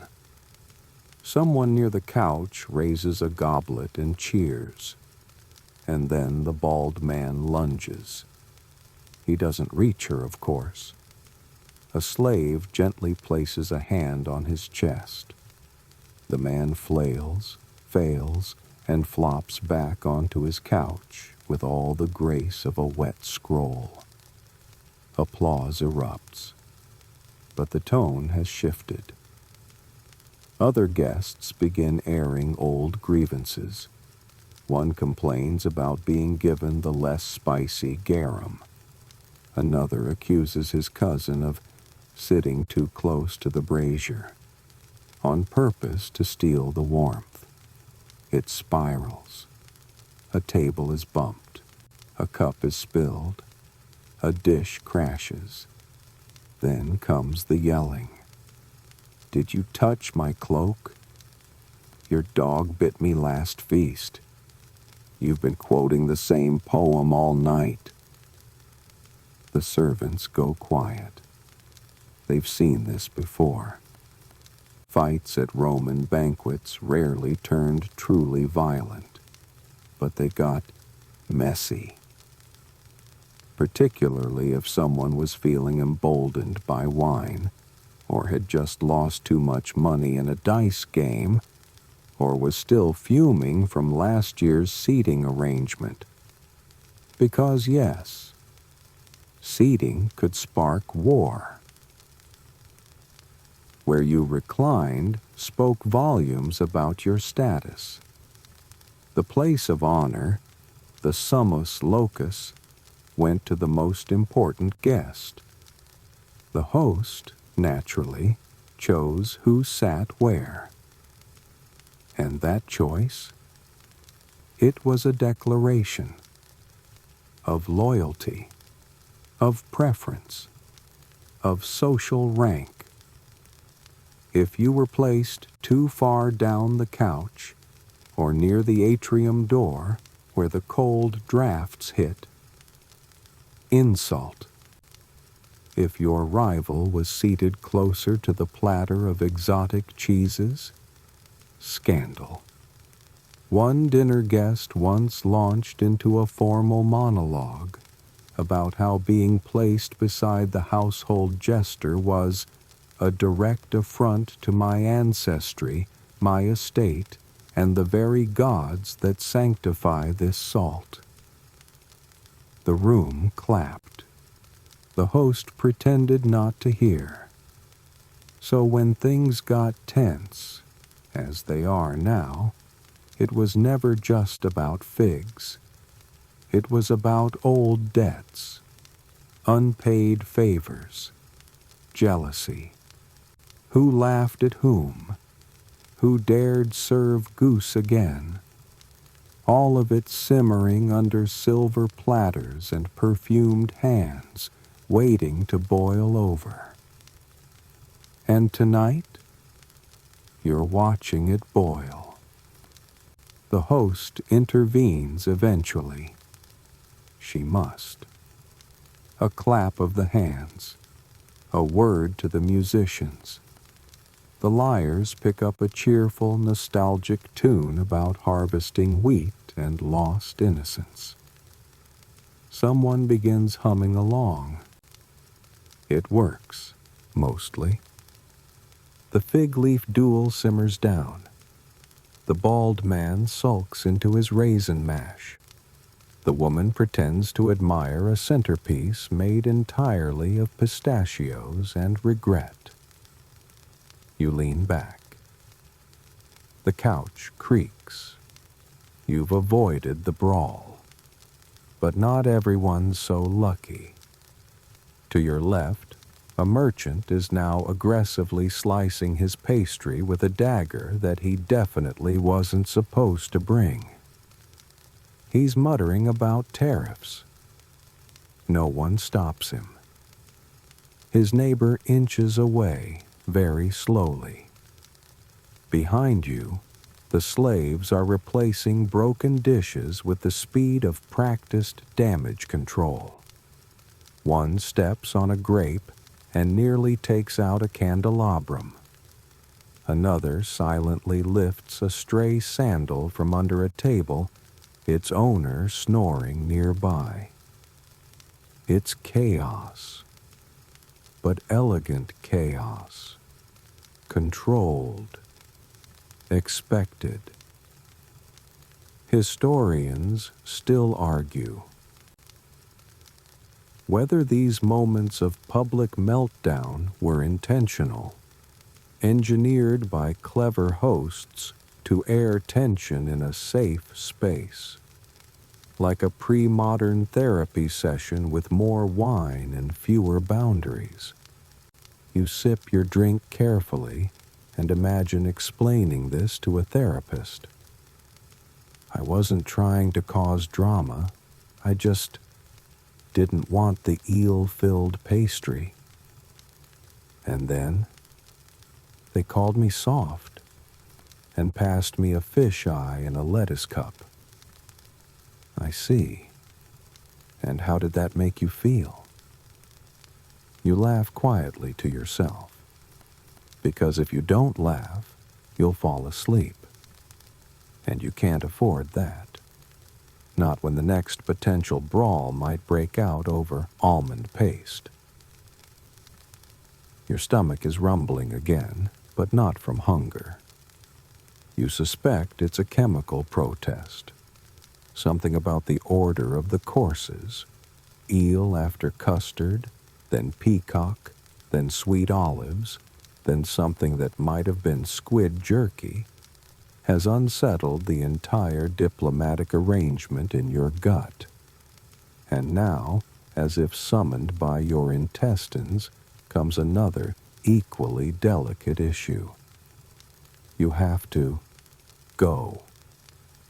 Not leave the feast. You have to excuse yourself. Welcome to Section 12. When nature calls, good luck. There's no polite way to ask. Not here. Not in a Roman banquet hall, surrounded by reclining nobles, simmering rivalries, and doves still nervously circling the ceiling. You can't just stand up and say, "Be right back, nature's calling."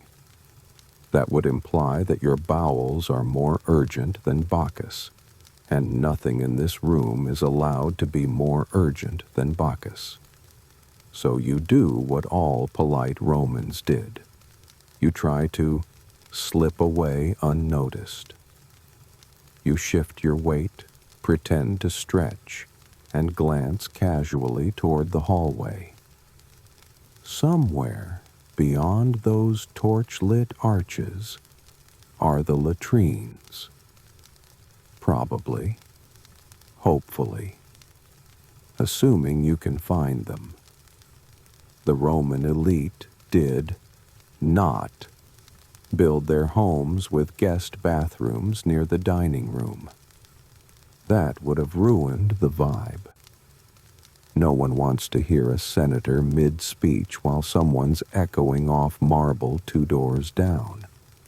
Instead, you're expected to meander through the villa, past at least 2 courtyards, 3 statues of Jupiter, a bored house cat, and maybe a mosaic of Neptune riding a dolphin. Only then do you reach the facilities. And when you do, you'll wish you hadn't. Public Roman toilets, latrines, were impressive in scale, carved in stone, and surprisingly social. No privacy stalls.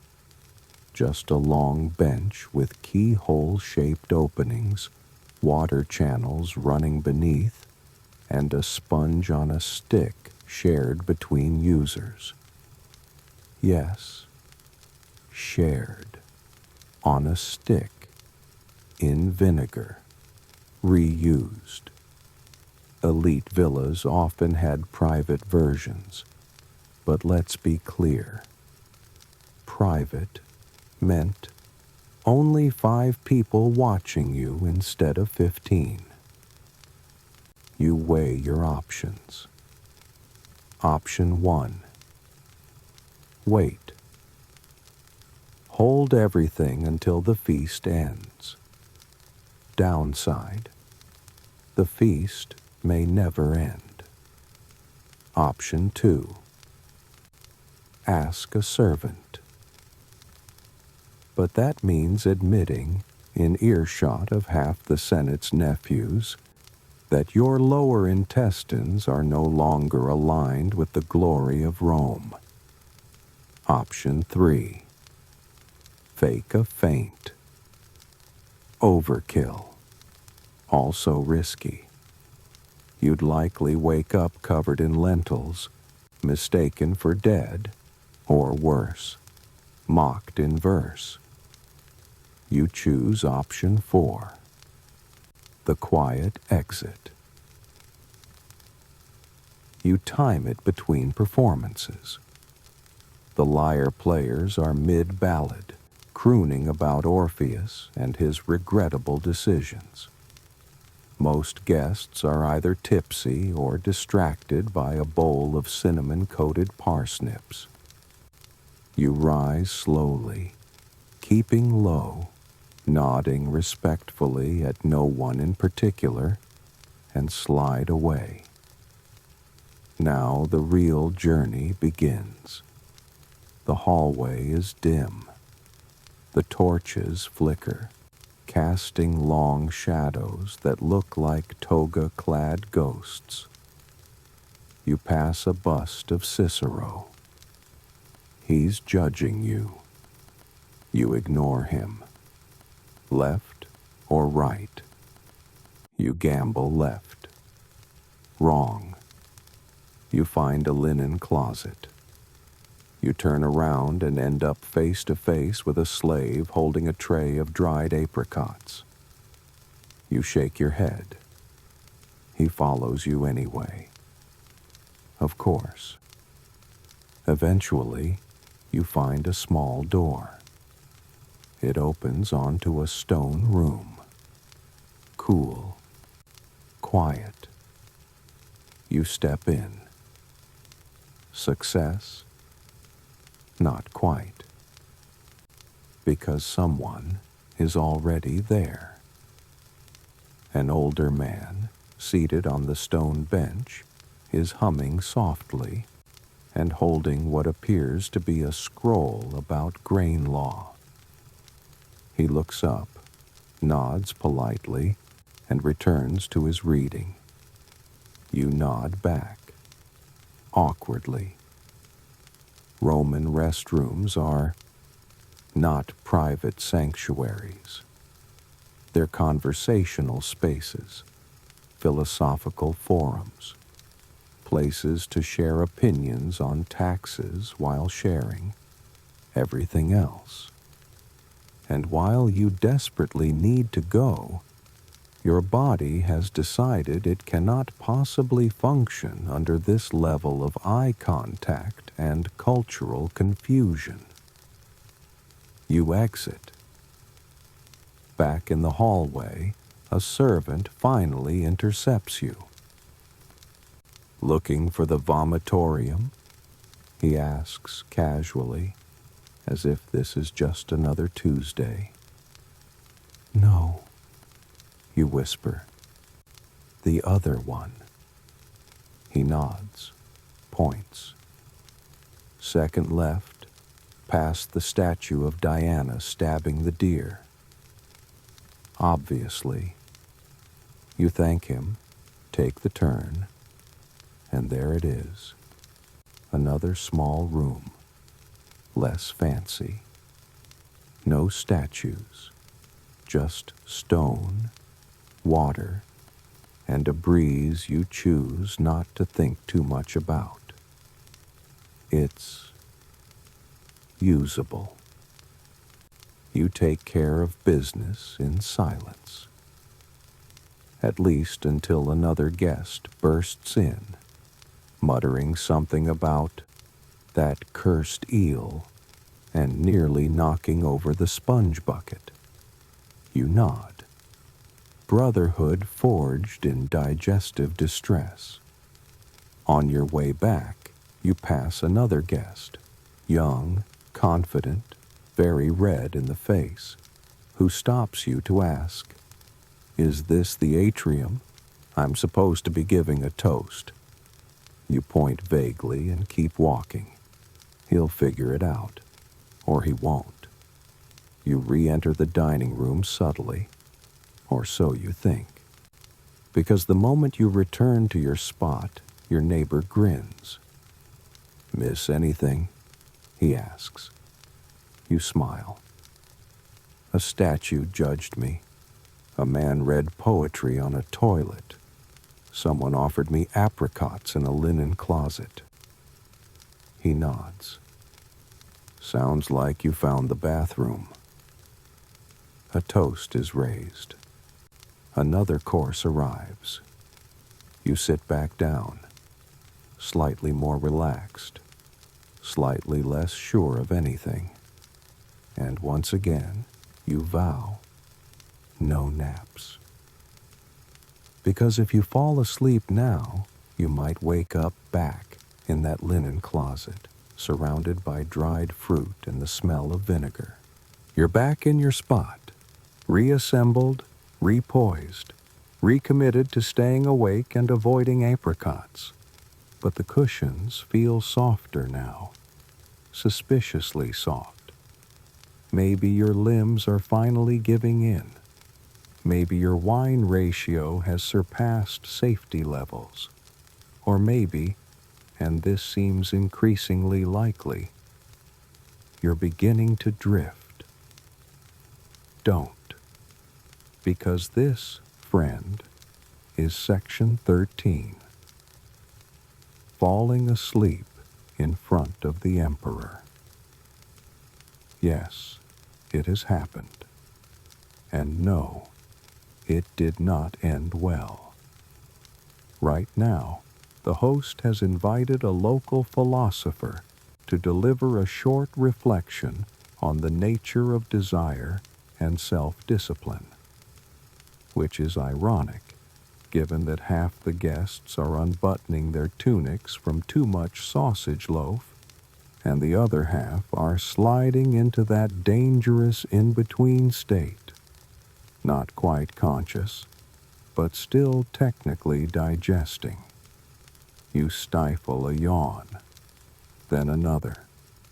The philosopher drones on.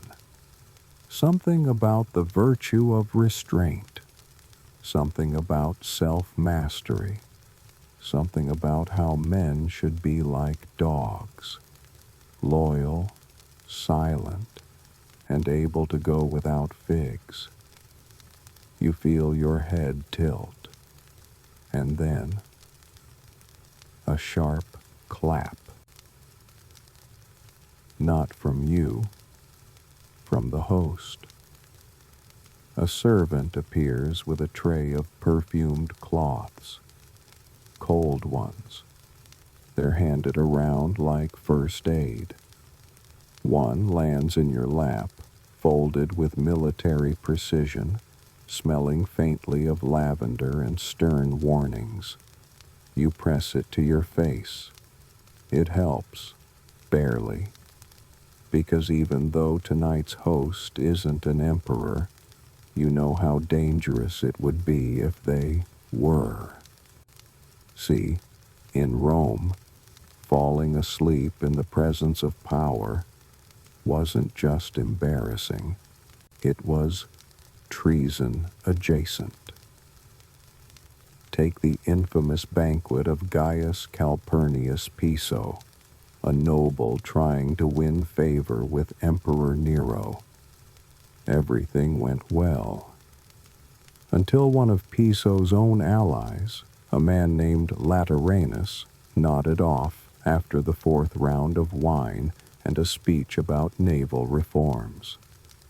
He snored, loudly. Nero noticed, and laughed, which sounds like a good sign until the snoring man was later excluded from a secret plot against the emperor because he was deemed unreliable under pressure. A reputation lost over a nap. Historians still argue whether Lateranus faked the snore to avoid the conspiracy altogether. If he did, he's a genius. If not, well, he became the cautionary tale you're remembering right now. Even outside imperial circles, the Bois punishments for banquet drowsiness were creative. You recall the story of a minor magistrate who dozed during a poetry recitation at a Saturnalia feast. When he woke, his sandals were gone, replaced with loaves of bread tied to his feet with fig twine. Every step squished. or the patrician who passed out during a theatrical reenactment of Romulus and Remus. His friends painted a wolf on his face and paraded him through the street on a wine cart the next morning. He became known as Romulus the Restful. There were harsher tales, too. One senator's nephew, reportedly asleep during a toast to Mars, was slapped awake by a serving girl and exiled, not by law, but by custom. He was never invited back, not even to funerals. And in Rome, social exile was often worse than legal punishment. You could survive on bread and oil, but not being seen, unthinkable. You shift again. Try to focus on the speech. The philosopher is now talking about dreams. Of course, he's quoting Cicero, something about sleep being a rehearsal for death. That helps. You pinch yourself. It doesn't. The room is so warm. The torches crackle. The harpist plucks a lazy tune. Someone 2 couches down is breathing in that steady, unmistakable rhythm of a man who's not meditating, just very, very unconscious. He's slouched, his goblet tilted in his lap, a grape rolling slowly down his chest like a failed metaphor. A slave approaches him with a feather, not to wake him, to check if he's breathing. Everyone watches. It's part horror, part theater. Then he jerks upright, snorts, and shouts, "Pliny!" for no apparent reason. The room erupts in applause. He bows, half asleep. He has no idea what just happened, but he's safe. For now. The host laughs. The guests return to their food. You see 2 older women in the corner exchange bets. One hands over a coin. Apparently, they had wagered on which course would finally claim him. And you? You're still here, still upright, still blinking, barely. But the philosopher is done now. He nods, bows, leaves with dignity. The next act is a musical duet involving hand cymbals and a man whistling through a fish bladder. No one asked for this, but here it is. You focus on the absurdity. Use it to stay conscious. The cymbals clash. The bladder whistles. Someone across the room mutters, "It sounds like my goat after cheese." You laugh. Too hard. But it keeps you awake. Another tray arrives. This time it's small honey cakes, shaped like laurel wreaths. You take one. Not because you want it, because you need a task. Chewing is survival. And all around you, you see others losing the fight. A merchant asleep with his mouth open. A noblewoman nodding between sips. A teenager face down in custard. No one wakes them. Not yet. But they're being watched. Because every nap is a gamble. Maybe you'll be left in peace. Maybe you'll wake with raisins in your ears. Or worse, someone composing an epigram about your drooling technique. You take another bite of the honey cake. You keep breathing. You are not going to be the one who sleeps through history tonight. You've made it past the snoring merchant, past the raisin-drooling noble, and just narrowly avoided being serenaded by a man playing 2 fish bladders at once. Your face is sticky. Your elbow hurts. Your brain is vibrating gently inside your skull like a lyre string strung too tight. And now, as the music fades into a half-hearted chorus of Io Saturnalia from a quartet of exhausted house slaves, the air begins to shift again. The tone darkens. Heads dip. People whisper, not about food, but about omens. Welcome to Section 14. Crocodiles, Canaries, and Curse Tablets. You're not imagining it. Something has changed in the room. It's not just that people are full to bursting or too drowsy to insult the poet. It's that this is the part of the feast when things turn spiritual. Superstition clings to Roman life like incense to a tunic. And banquets, opulent, indulgent, and wildly unpredictable, were prime territory for divine interference. Or so they believed. You hear a guest mutter a prayer under his breath as a dish of glazed canary eggs is served. Not because the dish is sacred, because his dream last night involved birds, and that, in his household, is a very bad sign. Across the room, a woman turns her wine cup upside down before sipping. Another sprinkles salt around her couch. A third has draped a tiny leather pouch around her wrist, likely filled with protective herbs or teeth, or a miniature statue of Mercury smiling creepily. You know what's going on. These people are trying to ward off bad luck. Because bad luck at a banquet doesn't just mean you spill wine or miss the last duck liver. It means your career takes a nosedive. Your marriage proposals fail. Your cousin steals your land.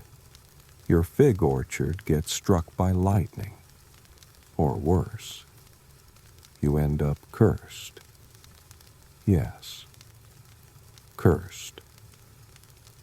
Romans took curses seriously, very seriously, and one of the most common places to plant them, banquet couches.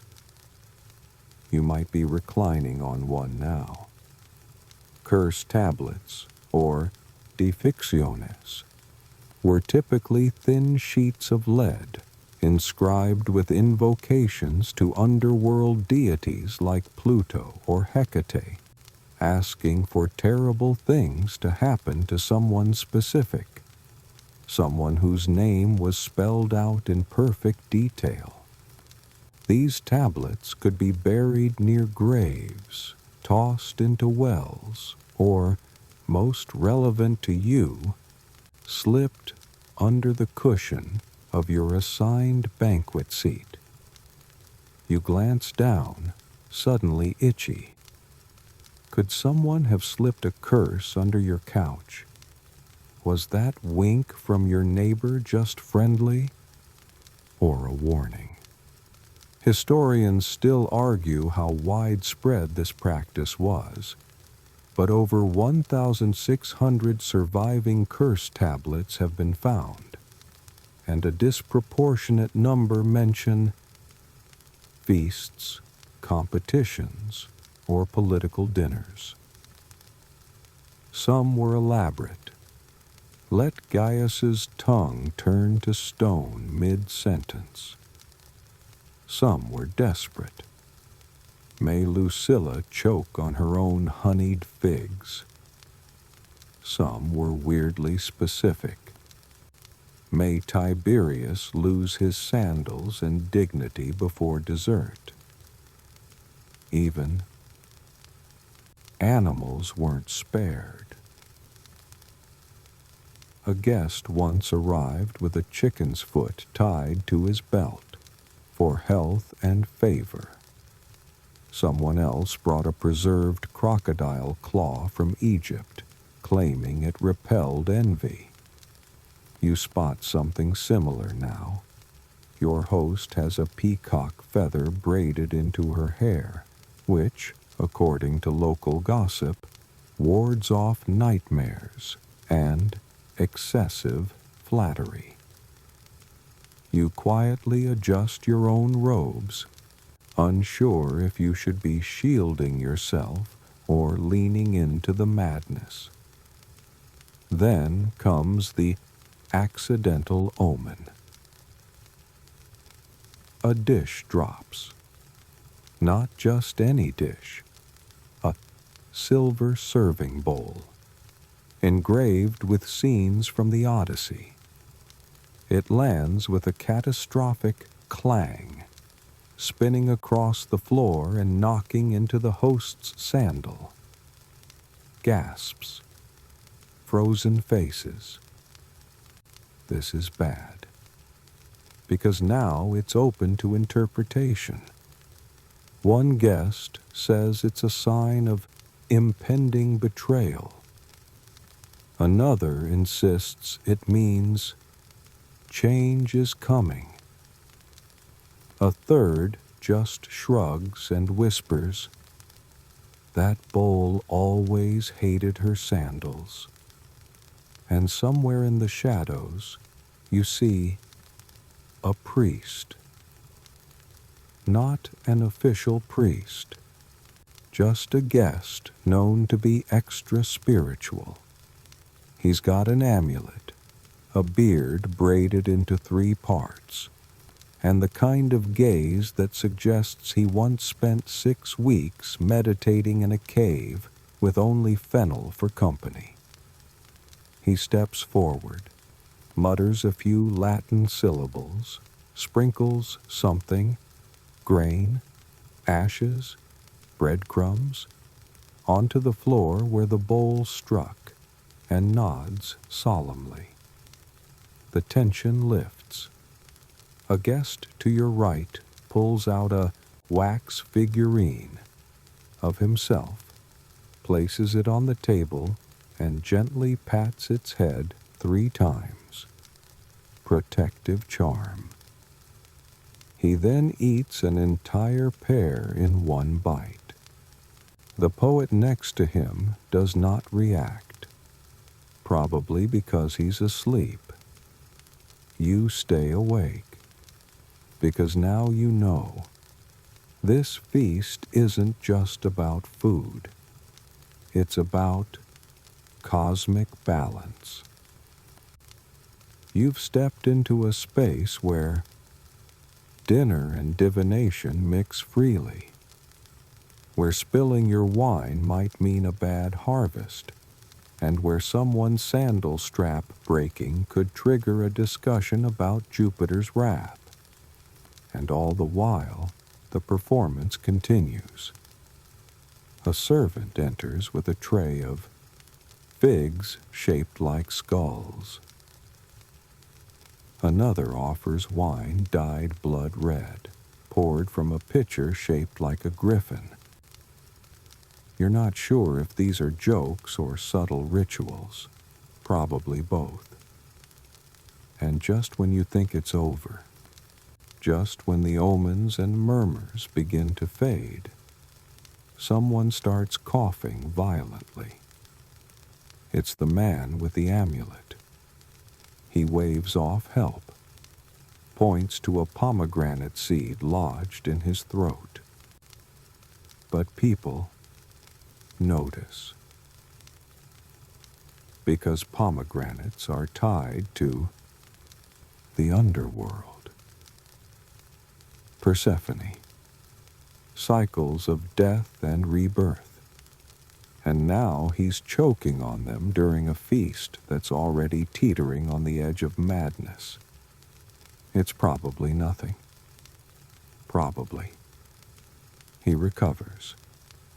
Everyone pretends to laugh. But you see how tense the shoulders are now, how eyes dart. And deep inside, you begin to wonder, is there something under your cushion? You do not look. You do not want to know. You sit very, very still. Because tonight, in this room, anything could be a curse. Even sleep. Your cushion is cursed. You're sure of it now. Maybe not cursed in the lead tablet summoning demons sense, but certainly cursed in the "this is the worst ergonomic support you've ever experienced" sense. Your elbow has gone numb. Your hip feels like it's fusing to the wooden frame. And your left foot, which you haven't felt since the eel course, is definitely plotting its own rebellion. You shift slightly. Someone notices. They smirk. You're not fooling anyone. You're on the edge. Mentally, physically, spiritually. And just in time for section 15. Blame Bacchus, not me. Because when all else fails, when the food has turned strange, the omens weirder, and your own dignity questionable, there's one get-out-of-jail-free card the Romans loved to use. It was Bacchus, god of wine, lord of chaos, spiritual scapegoat of every toga-stained disaster from Gaul to the Aventine Hill. You hear it murmured now as a man to your left stumbles mid-toast, spilling half a goblet down his tunic. Ah, Bacchus took my balance. A woman laughs too loudly at a slightly lewd poem. Bacchus must be in my cup again. Someone burps during a hymn and shrugs. Not me, Bacchus. And the beauty of it? It works. Romans revered Bacchus, also called Dionysus by the Greeks, as more than just the god of getting hammered.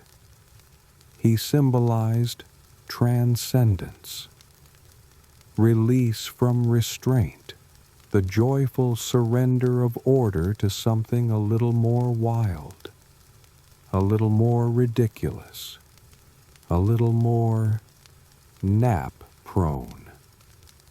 Banquets in his name were especially infamous. The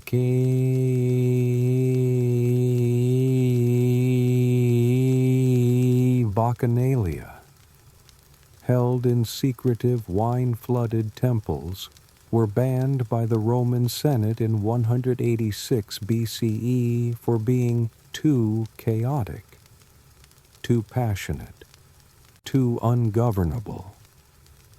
But that energy, the permission to behave badly and blame the gods, never really disappeared. It just moved to the dinner table. Even now, your host raises a goblet and toasts to Bacchus, who fills our bellies and loosens our tongues. Everyone cheers, some sincerely, others just using the opportunity to sip more wine and shift their posture, because Bacchus is the social safety net. Fall asleep, Bacchus. Say something stupid, Bacchus.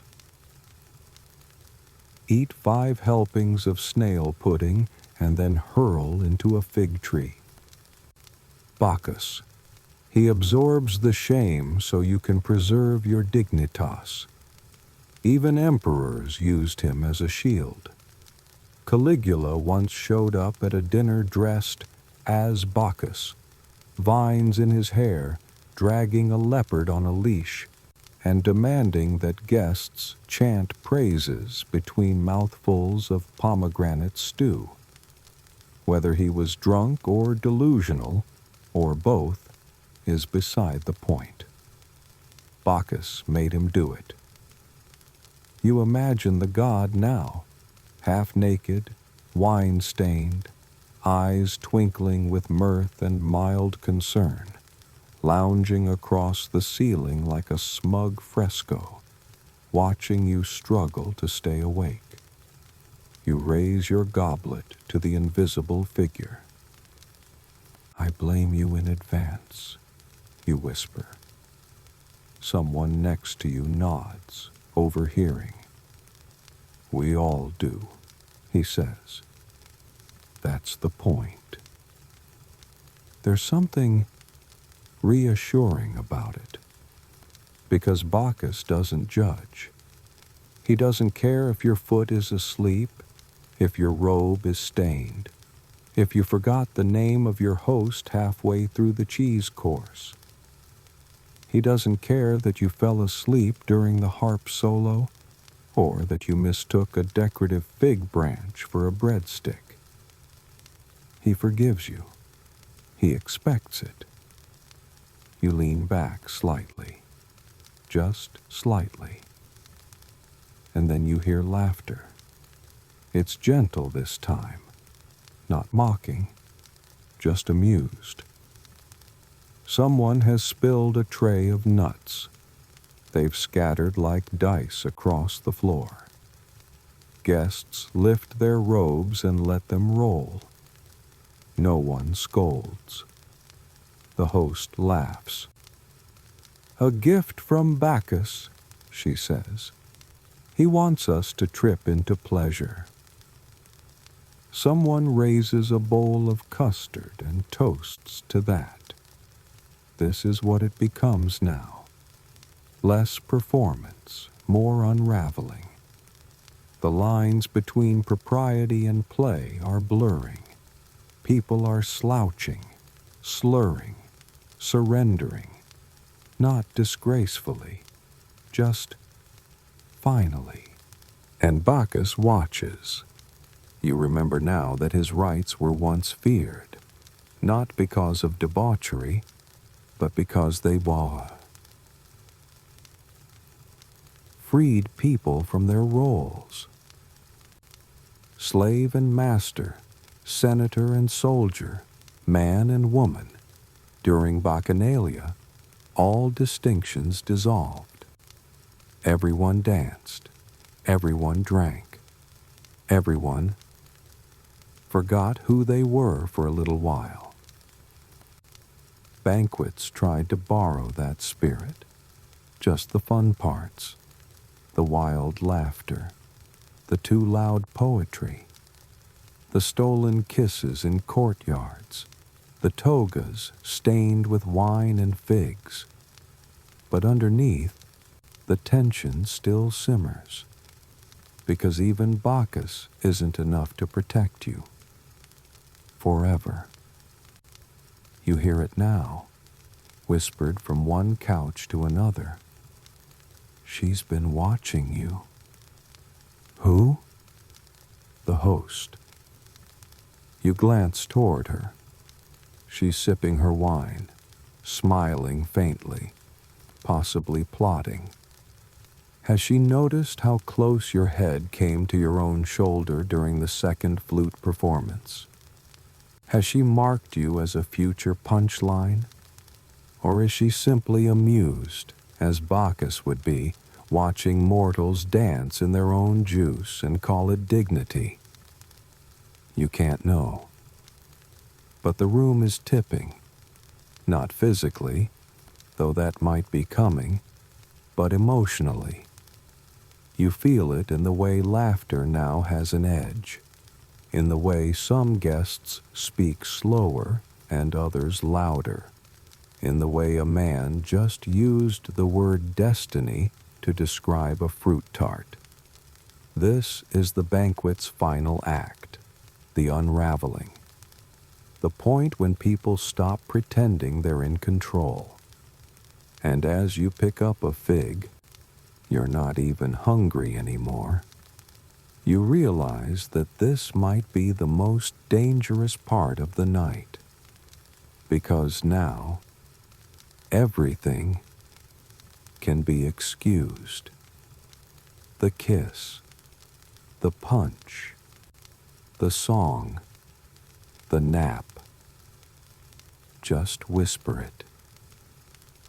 Bacchus made me do it. It happens quietly at first.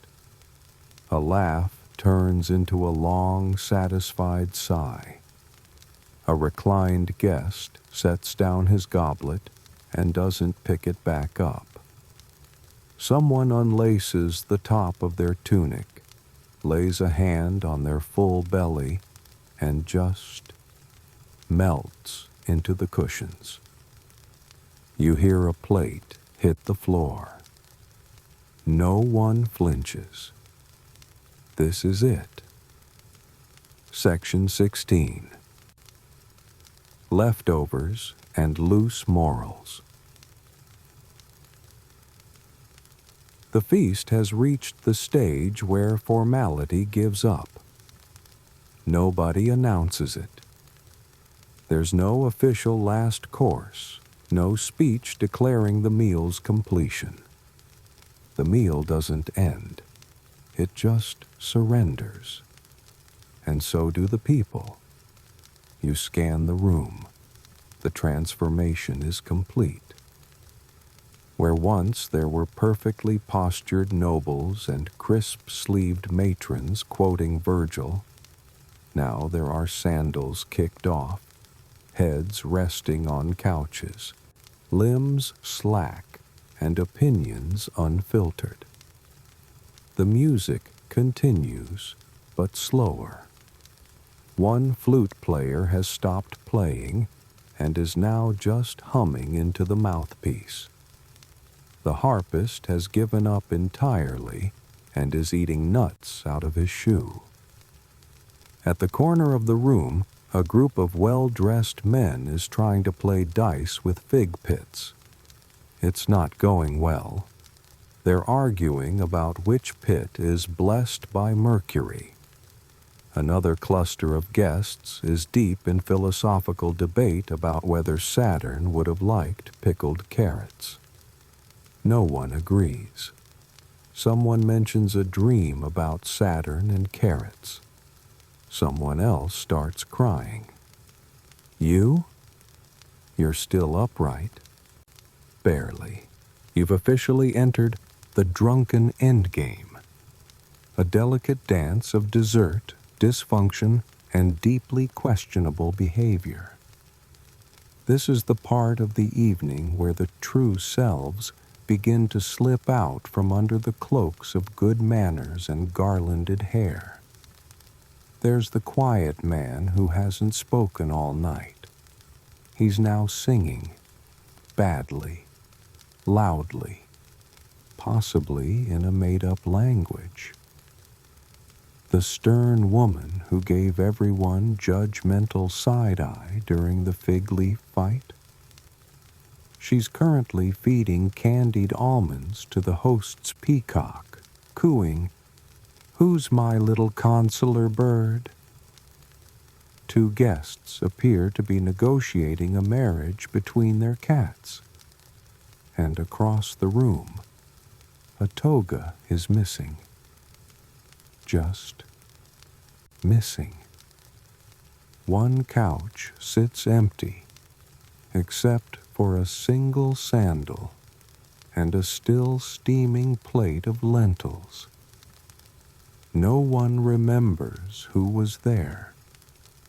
Someone says, "I think he left." Someone else swears he never existed.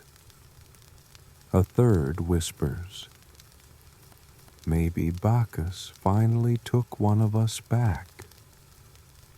You turn to the guest beside you, a cheerful, round man who's spent most of the night quoting epic poetry about fermented milk. He's now asleep with his hand in a bowl of honey. You gently remove the bowl. You do not ask questions. At this point, even the wild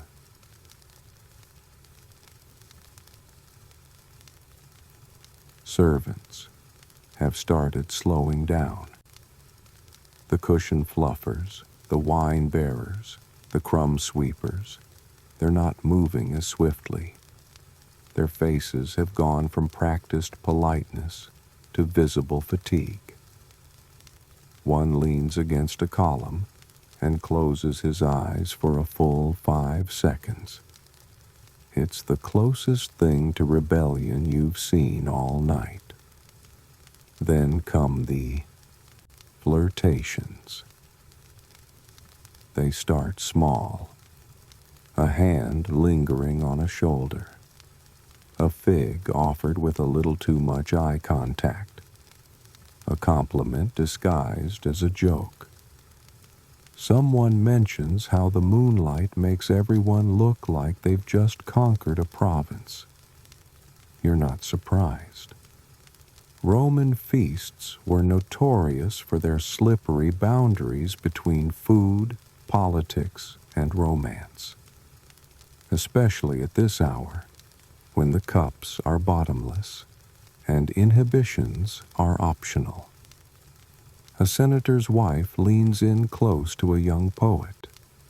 She says something about the rhythm of your verses. He turns bright red. She laughs. Her husband is watching. He raises his glass. Approval? Threat? Hard to say. Another couple disappears behind a curtain. A third gets caught in a passionate argument about tax law that somehow ends with both of them holding hands. This is how Roman banquets end. Not with a speech, not with a toast, but with entropy. People either leave quietly, mid-hiccup, or stay until the sun peeks through the villa arches and someone remembers they're a father, senator, or both.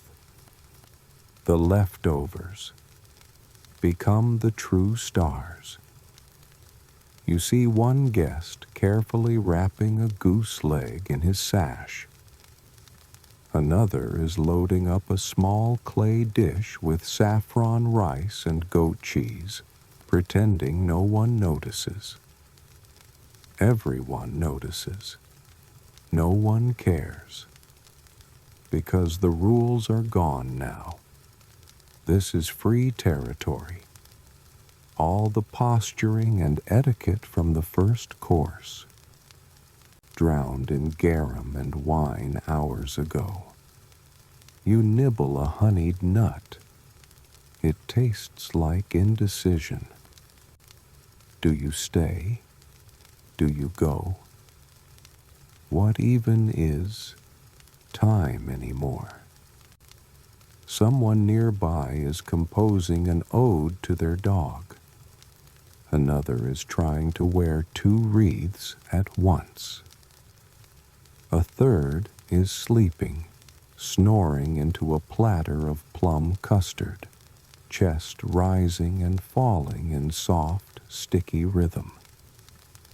This is the part of the banquet where the lines blur between food and feeling, between feast and fantasy, between who you were when you arrived and who you've become now, softened, slightly wine-stained, and perhaps a little more honest.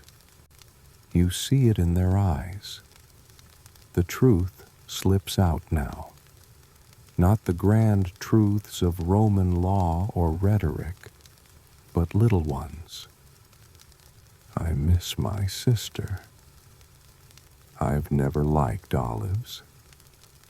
I think I'm in love with the baker's son. I lied about the size of my atrium. It's oddly beautiful and fleeting, because soon the lights will rise. The music will stop. The poet will stop pretending the lute still works. The servants will begin gently ushering people toward the door. Someone will start a final rambling toast that lasts 37 minutes and includes a story about a stolen cow. And then, quiet. But not yet. For now, the feast still breathes, still slouches, still dreams. And you're still here, awake, sort of. Just be careful. The cushion beneath you sighs. Your head tilts. And Bacchus is still watching. You don't know what time it is anymore. The torches haven't been refilled in a while, and their low flicker now casts longer shadows than light. The brazier has gone cold. The musicians have stopped playing entirely, except for one man who softly plucks a broken string out of habit. Someone is whispering poetry into an amphora, and another guest is gently snoring into a cushion stuffed with thyme. You, miraculously, are still awake, but just barely. Because now comes the moment you never thought would arrive. The morning after regret. You haven't even left the feast yet, but you can already feel tomorrow thudding in the distance like a legion of shame marching your way. And judging by the slow, hungover shuffle of the guests around you, you're not alone. One man tries to stand. His knees do not agree. He wobbles, leans on the arm of a nearby couch, and mutters something about his ancestral foot bones being angry. You understand. Someone else is trying to gather their belongings: sandals, goblet, reputation. None of them are where they should be. The floor is a battlefield of evidence. A tipped-over dish of custard. A scroll with half a love poem and a greasy thumbprint. A silk sash tied around a wine jug for reasons no one remembers. A single, uncooked lentil, which someone claims was part of a riddle hours ago. And you're holding a spoon. You don't know whose spoon. You just know it's not yours. You drop it discreetly into a basket of herbs and vow to never speak of this. The host is gone now, retreated, likely, to a private chamber to be bathed in milk and whispered encouragements by 6 loyal retainers. The staff are working in silence. A few are sweeping petals, folding linens, and gently prodding unconscious guests to make sure they're not dead. Someone stirs near the atrium, mumbling about treaties. Another rolls over and clutches a cabbage like a baby. A man in the far corner, toga halfway around his neck, appears to be composing an apology to the moon. Or maybe the wine. Hard to say. You recognize the look now. Seen it in others. Feel it in yourself. That uniquely Roman cocktail of fullness, embarrassment, and vague political anxiety. You were fed beyond reason, flattered beyond logic, and maybe flirted with someone who turned out to be your host's niece. You can't be sure. You consider standing up. You don't. Instead, you reflect. Not because you're philosophical, but because your body has decided reflection is easier than movement. You stare at the ceiling, once a treacherous petal cannon, now just a ceiling, and wonder what exactly happened tonight. You arrived. You reclined. You didn't fall asleep. You think. You witnessed a man challenge a goose to a staring contest. You may have been cursed by an olive, but there were also small golden moments. The way the wine caught the torchlight, the scent of honeyed almonds mingling with lavender.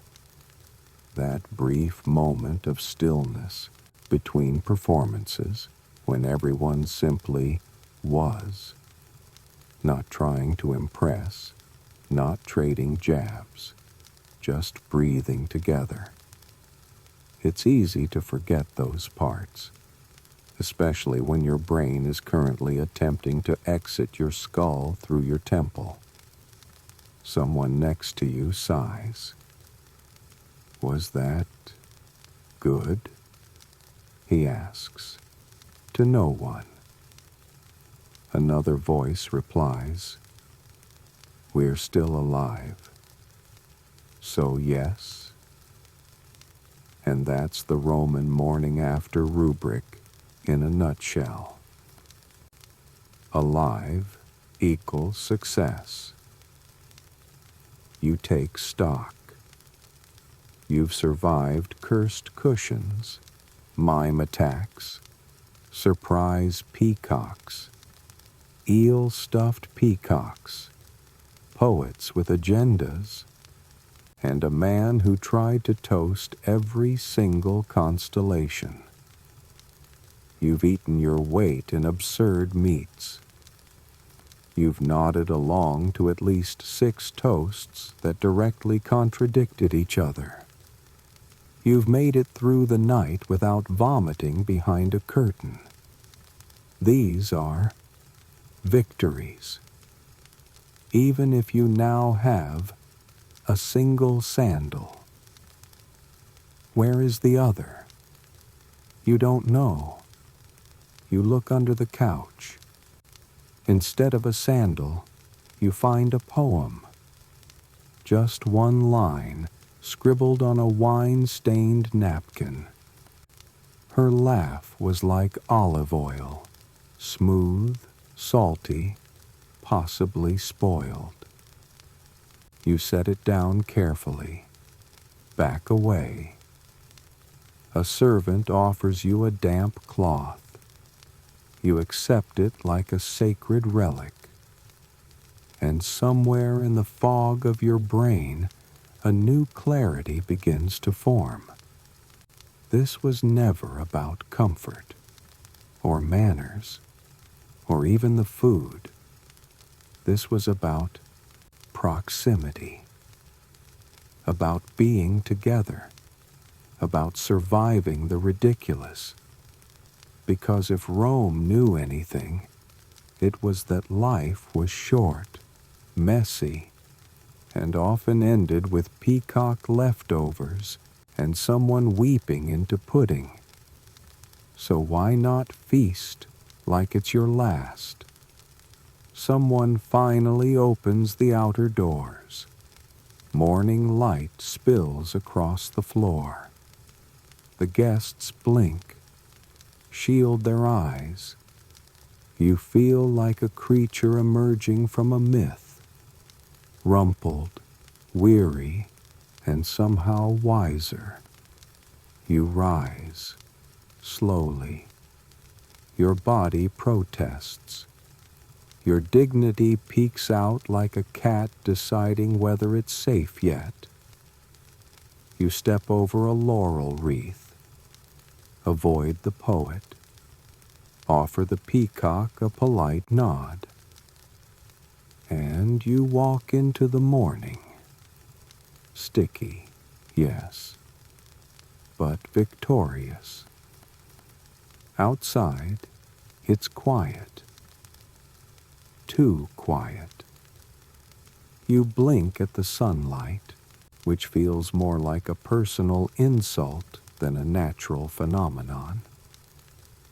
The courtyard is empty, save for a single overturned cup and a fig tree that seems to lean a little farther than it did yesterday. Somewhere, a dove coos. You suspect it's mocking you. You glance behind you, back toward the villa. A hand appears through the curtain, holding a mop. Ah, the cleanup has begun. Welcome to Section 18. Cleanup Crew Confidential. You hesitate. Part of you wants to flee into the streets of Rome and pretend none of this happened. The other part, the one that remembers the peacock, the mime, and that bizarre second helping of eel custard, wants to stay, to see how the magic disappears. You peek back through the doorway. Inside, the banquet hall has transformed again. Gone is the music, the laughter, the posturing. In their place, silence, labor, and crumbs. The room now belongs to the real heroes of the evening, the cleanup crew, the slaves and servants who kept the chaos elegant while quietly absorbing the blows, spills, and occasionally airborne figs. They move like ghosts, barefoot, efficient, unapologetic. One carries a bucket filled with what you hope is just melted honey. Another sweeps petals into a pile that could probably be reclassified as garden. The cushions are removed, shaken, sniffed briefly, and sorted. You watch a servant extract a grape from between two of them with the precision of a surgeon. You've never been more grateful for someone else's suffering. There's something mesmerizing about watching the after of indulgence. Rome was a city that prized opulence, but someone always cleaned up the gold dust. Someone mopped the wine. Someone washed the curses off the floor. And it wasn't the senator who fell asleep in the pudding. At the far end of the room, one of the younger servants has taken it upon himself to scrape what appears to be pomegranate paste off the mosaic. His expression is vacant. His hands move like a machine. Occasionally he mutters, "Who eats this with a spoon?" Someone else stacks dishes, each one more horrifying than the last. A large silver platter still holding 3 untouched quail heads. A bowl of honeyed almonds, now fused into a single lump. A wooden tray of fortune figs. An idea that seemed fun at midnight and now looks like a health hazard. Another man collects goblets. He sniffs each one, guesses the contents. This one's just wine. This one's not. Then tips them into a communal vat. Recycling, Roman style. But even more than the food or the furniture, the real work is erasing the stories.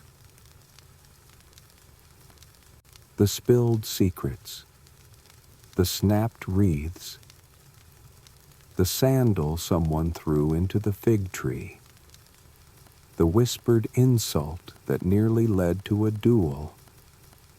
Because in Rome, the next banquet is only as good as how clean the last one looked. The elite guests will never know how close things came to disaster. The servants will make sure of that. A cushion will be stitched. A cracked dish replaced. A poem scrubbed off a wall before a senator's wife can read the rhyme about her knees. Historians still argue whether Roman slaves were trained in discretion or simply survived by mastering it. But here, in this villa, it's clear. Nothing leaves this room that wasn't meant to, including you. You step aside as 2 men carry out a guest who has clearly not woken yet. He's snoring softly, arms limp, a faint smile on his face. One of the servants rolls his eyes. "Third this week," he mutters. They lay the man gently on a bench near the garden. He'll figure it out eventually. Then comes the laundry. Togas are gathered into large wicker baskets. Some are perfectly folded. Others resemble the aftermath of a storm in a linen shop. A woman holds one up, sniffs, grimaces. "Olive oil, wine, and shame," she announces. Someone nearby nods solemnly. They both toss it into a bucket. There's camaraderie here. Jokes traded without words. Nods passed between those who scrub, sweep, and salvage. They've seen worse. They've cleaned worse. They'll do it all again next week. You step aside as a broom passes near your foot, and you realize you're in the way. Now. You, guest of excess and observer of madness, are just another object to be tidied, another chair to be pushed in, another smudge on the record of a night best remembered vaguely, if at all. You bow your head, and you leave.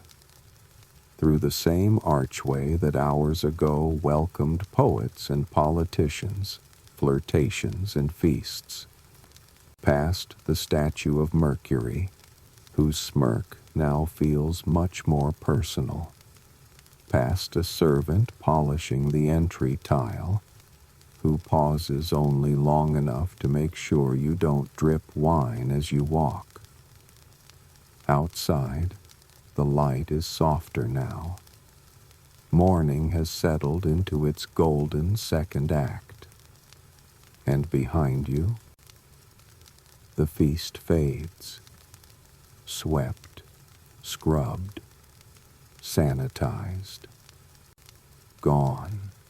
You walk slowly, sandals squelching just a little with each step, probably wine, possibly syrup. You tell yourself it's fine. You survived.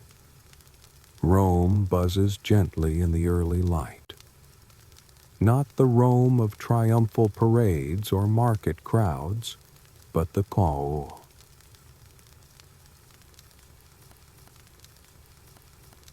Soft, yawning Rome. The Rome of drowsy shopkeepers opening shutters, of street sweepers humming, of dogs curled under statues, still dreaming of peacock bones. And you? You're somewhere between relief and disbelief. Because after all that, after the eel-stuffed fowl, the poetry duels, the feather-induced vomit breaks, and the peacock-induced existential questions, you've made it out. Upright, unsinged, still in possession of at least half your toga. You glance back once, just to be sure. The villa is quiet now. Statues stand guard. The wine jugs are empty. The servants, no doubt, are applying vinegar to sins and elbow grease to mosaic grout. You turn forward. The city greets you with the kind of calm that only makes sense after chaos. And in that calm, you begin to reflect on what you've just witnessed. Which brings us to section 19. Banquets in decline. Because the truth is, not every Roman will know what you just experienced. Not anymore. The decadent Roman feast, as it existed in all its absurdity, goat juggling, songbird salad, toxic pomegranate paranoia, was already a creature in slow extinction. It peaked during the late Republic and early Empire, when the combination of sudden wealth, political tension, and competitive ego collided into a culinary arms race. Banquets became spectacles. Eating became theater. And no course was safe from poetry, poison, or goose attack. But by the time of the later emperors, things had begun to shift. Too many scandals, too many collapsed ceilings, too many senators who woke up married to a soup ladle, and perhaps more than anything, too much moral pushback. Writers like Juvenal and Seneca turned their venom toward the banquet table. "You call that virtue?" they snarled in ink. "You sleep through your son's recital but stay awake long enough to consume a flaming dormouse?" Even emperors started dialing it back. Marcus Aurelius was known for his austere dinners. Modest food, minimal entertainment, zero poets hurling figs at each other. No one ever drowned in petals at his banquets. No one ever stuffed a stuffed bird inside another bird for sport. Historians still argue whether this shift was genuine morality or just public optics. After all, it's easier to look virtuous when your empire is unraveling at the edges. But there's no denying that the tone changed. Banquets went from indulgent performances to more practical affairs. Food became less exotic, more regional. Etiquette simplified. The curse tablets under the couches were replaced with more discreet ways of ruining reputations. And over time, the grand multi-day, multi-course, multi-threat dinner party faded. It didn't vanish overnight. Some households held on longer, old money families clutching their garum-slicked traditions like ancestral amulets. But the spirit of the thing, that uniquely Roman blend of excess, elegance, and chaos, started to feel like a relic. The Christian era, when it came, brought a final wave of guilt that flattened many of the feast's rougher edges. Bacchus was replaced with hymns. The wine still flowed, but the mime with the goat mask? Probably not invited. You think about last night, already mythologizing it in your head. It wasn't perfect. You nearly fell asleep, nearly vomited, definitely stepped on a jester. But you witnessed something. You saw how Rome performed itself. At dinner, how it flexed, laughed, postured, and purged. How it sat sideways on a couch and dared you to keep up. And how, for all its strangeness, it somehow worked. The banquet was never really about food. It was about status, identity, power, the things that stick to your name like fig syrup on marble. You pass a baker setting out warm loaves on a wooden shelf. A soldier nods to you as he stretches, armor clanking lazily. A woman feeds her goat. The goat looks suspiciously like the one from the mime routine. You smile. You keep walking. Because deep down, you know something important now. The feast you attended, it's already history. And someday, someone will ask what it was like. You'll say, there was a goose, and a poem, and something with eel I'm trying to forget. Also, never recline too far after the fourth wine course. Trust me. They'll laugh. They won't believe you. But you'll remember. And even as banquets disappear and Rome evolves, and fewer people know the terror of waking up in a laurel wreath that isn't yours, you'll carry that absurd vine-soaked memory like a badge. Because once you've survived a Roman banquet, nothing surprises you anymore. Not even a morning this peaceful. The sun is higher now, casting long shadows through marble arches and warming the mosaic under your feet.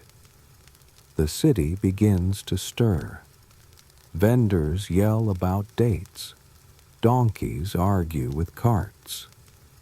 Somewhere, a flute squeals in the wrong key. And still, you keep walking, not home. Not yet. Because something about surviving a Roman banquet changes a person. You don't rush back into normalcy. You don't dive straight into errands or scrolls or political duties. You wander. And as you wander, you drift into Section 20. Still hungry for chaos? You're not. Not really. Your stomach has entered the realm of philosophical protest. Your mouth is coated in a thin film of mystery spice. Your eyes are dry, your knees creak, and your soul is somewhere behind a couch, wrapped in garland and shame. But your mind, that's awake now. Strangely alert, like a ship that's weathered a ridiculous storm, cracked at the edges but upright, blinking at a dawn that actually means something. Because that banquet, chaotic, indulgent, uncomfortable, and deeply absurd, was a mirror for Rome, and maybe a mirror for you. Where else but at a Roman dinner could a man choke on a poem, a senator weep over misplaced raisins, and a philosopher insult a dessert using logic? Where else could you see so clearly how civilization survives on layers of performance, on togas tied just right, on names remembered or forgotten, on stories told, retold, and gently misremembered over wine? Where else could you nap and accidentally spark political rumors? Or simply stay awake and become a footnote in a roast written in hexameter? And still, the question lingers. Was it worth it? The indigestion, the fear, the fig that blinked at you, the mime. You hesitate, and then you smile. Yes, it was worth it, because in that one night you lived a compressed lifetime, a parade of roles, guest, witness, performer, almost corpse, maybe poet. You saw people drop their masks, if only for a moment. You saw Rome, stripped of statues and oratory, being itself. And now you carry that story. One day, someone will ask what Romans were really like. Not emperors or generals, just Romans. And you'll remember the scent of goat stew mingling with rose petals, the sound of laughter laced with venom, the crunch of candied eel between your teeth, the candlelight dancing on the wine-dark floor, the way your name was shouted during a toast you didn't hear because you were dodging a dove. You'll say, they ate sideways. They talked like it was war. They fell asleep mid-insult. They blamed Bacchus. They were ridiculous and glorious. And then you'll probably need a nap. You find a fountain, not a grand one, just a quiet basin where the water babbles over smooth stone. You sit beside it, dip your fingers, let the cold soak through. You're not hungry, but you are thinking about those honeyed almonds. And what do you do now? You could go back, wash your robe, nap, pretend the feast was a fever dream. Or you could write about it, speak of it, recreate it in detail too absurd to be fiction. Because deep down, you know something that the poets only hint at. Truth lives in the weirdest corners. The corners where peacocks scream and cushions whisper curses and reputations fall asleep under their own weight. Rome doesn't always announce itself with trumpets and treaties. Sometimes Rome is a drunk man quietly weeping into a plum. You smile because you were there, and you stayed awake, just barely.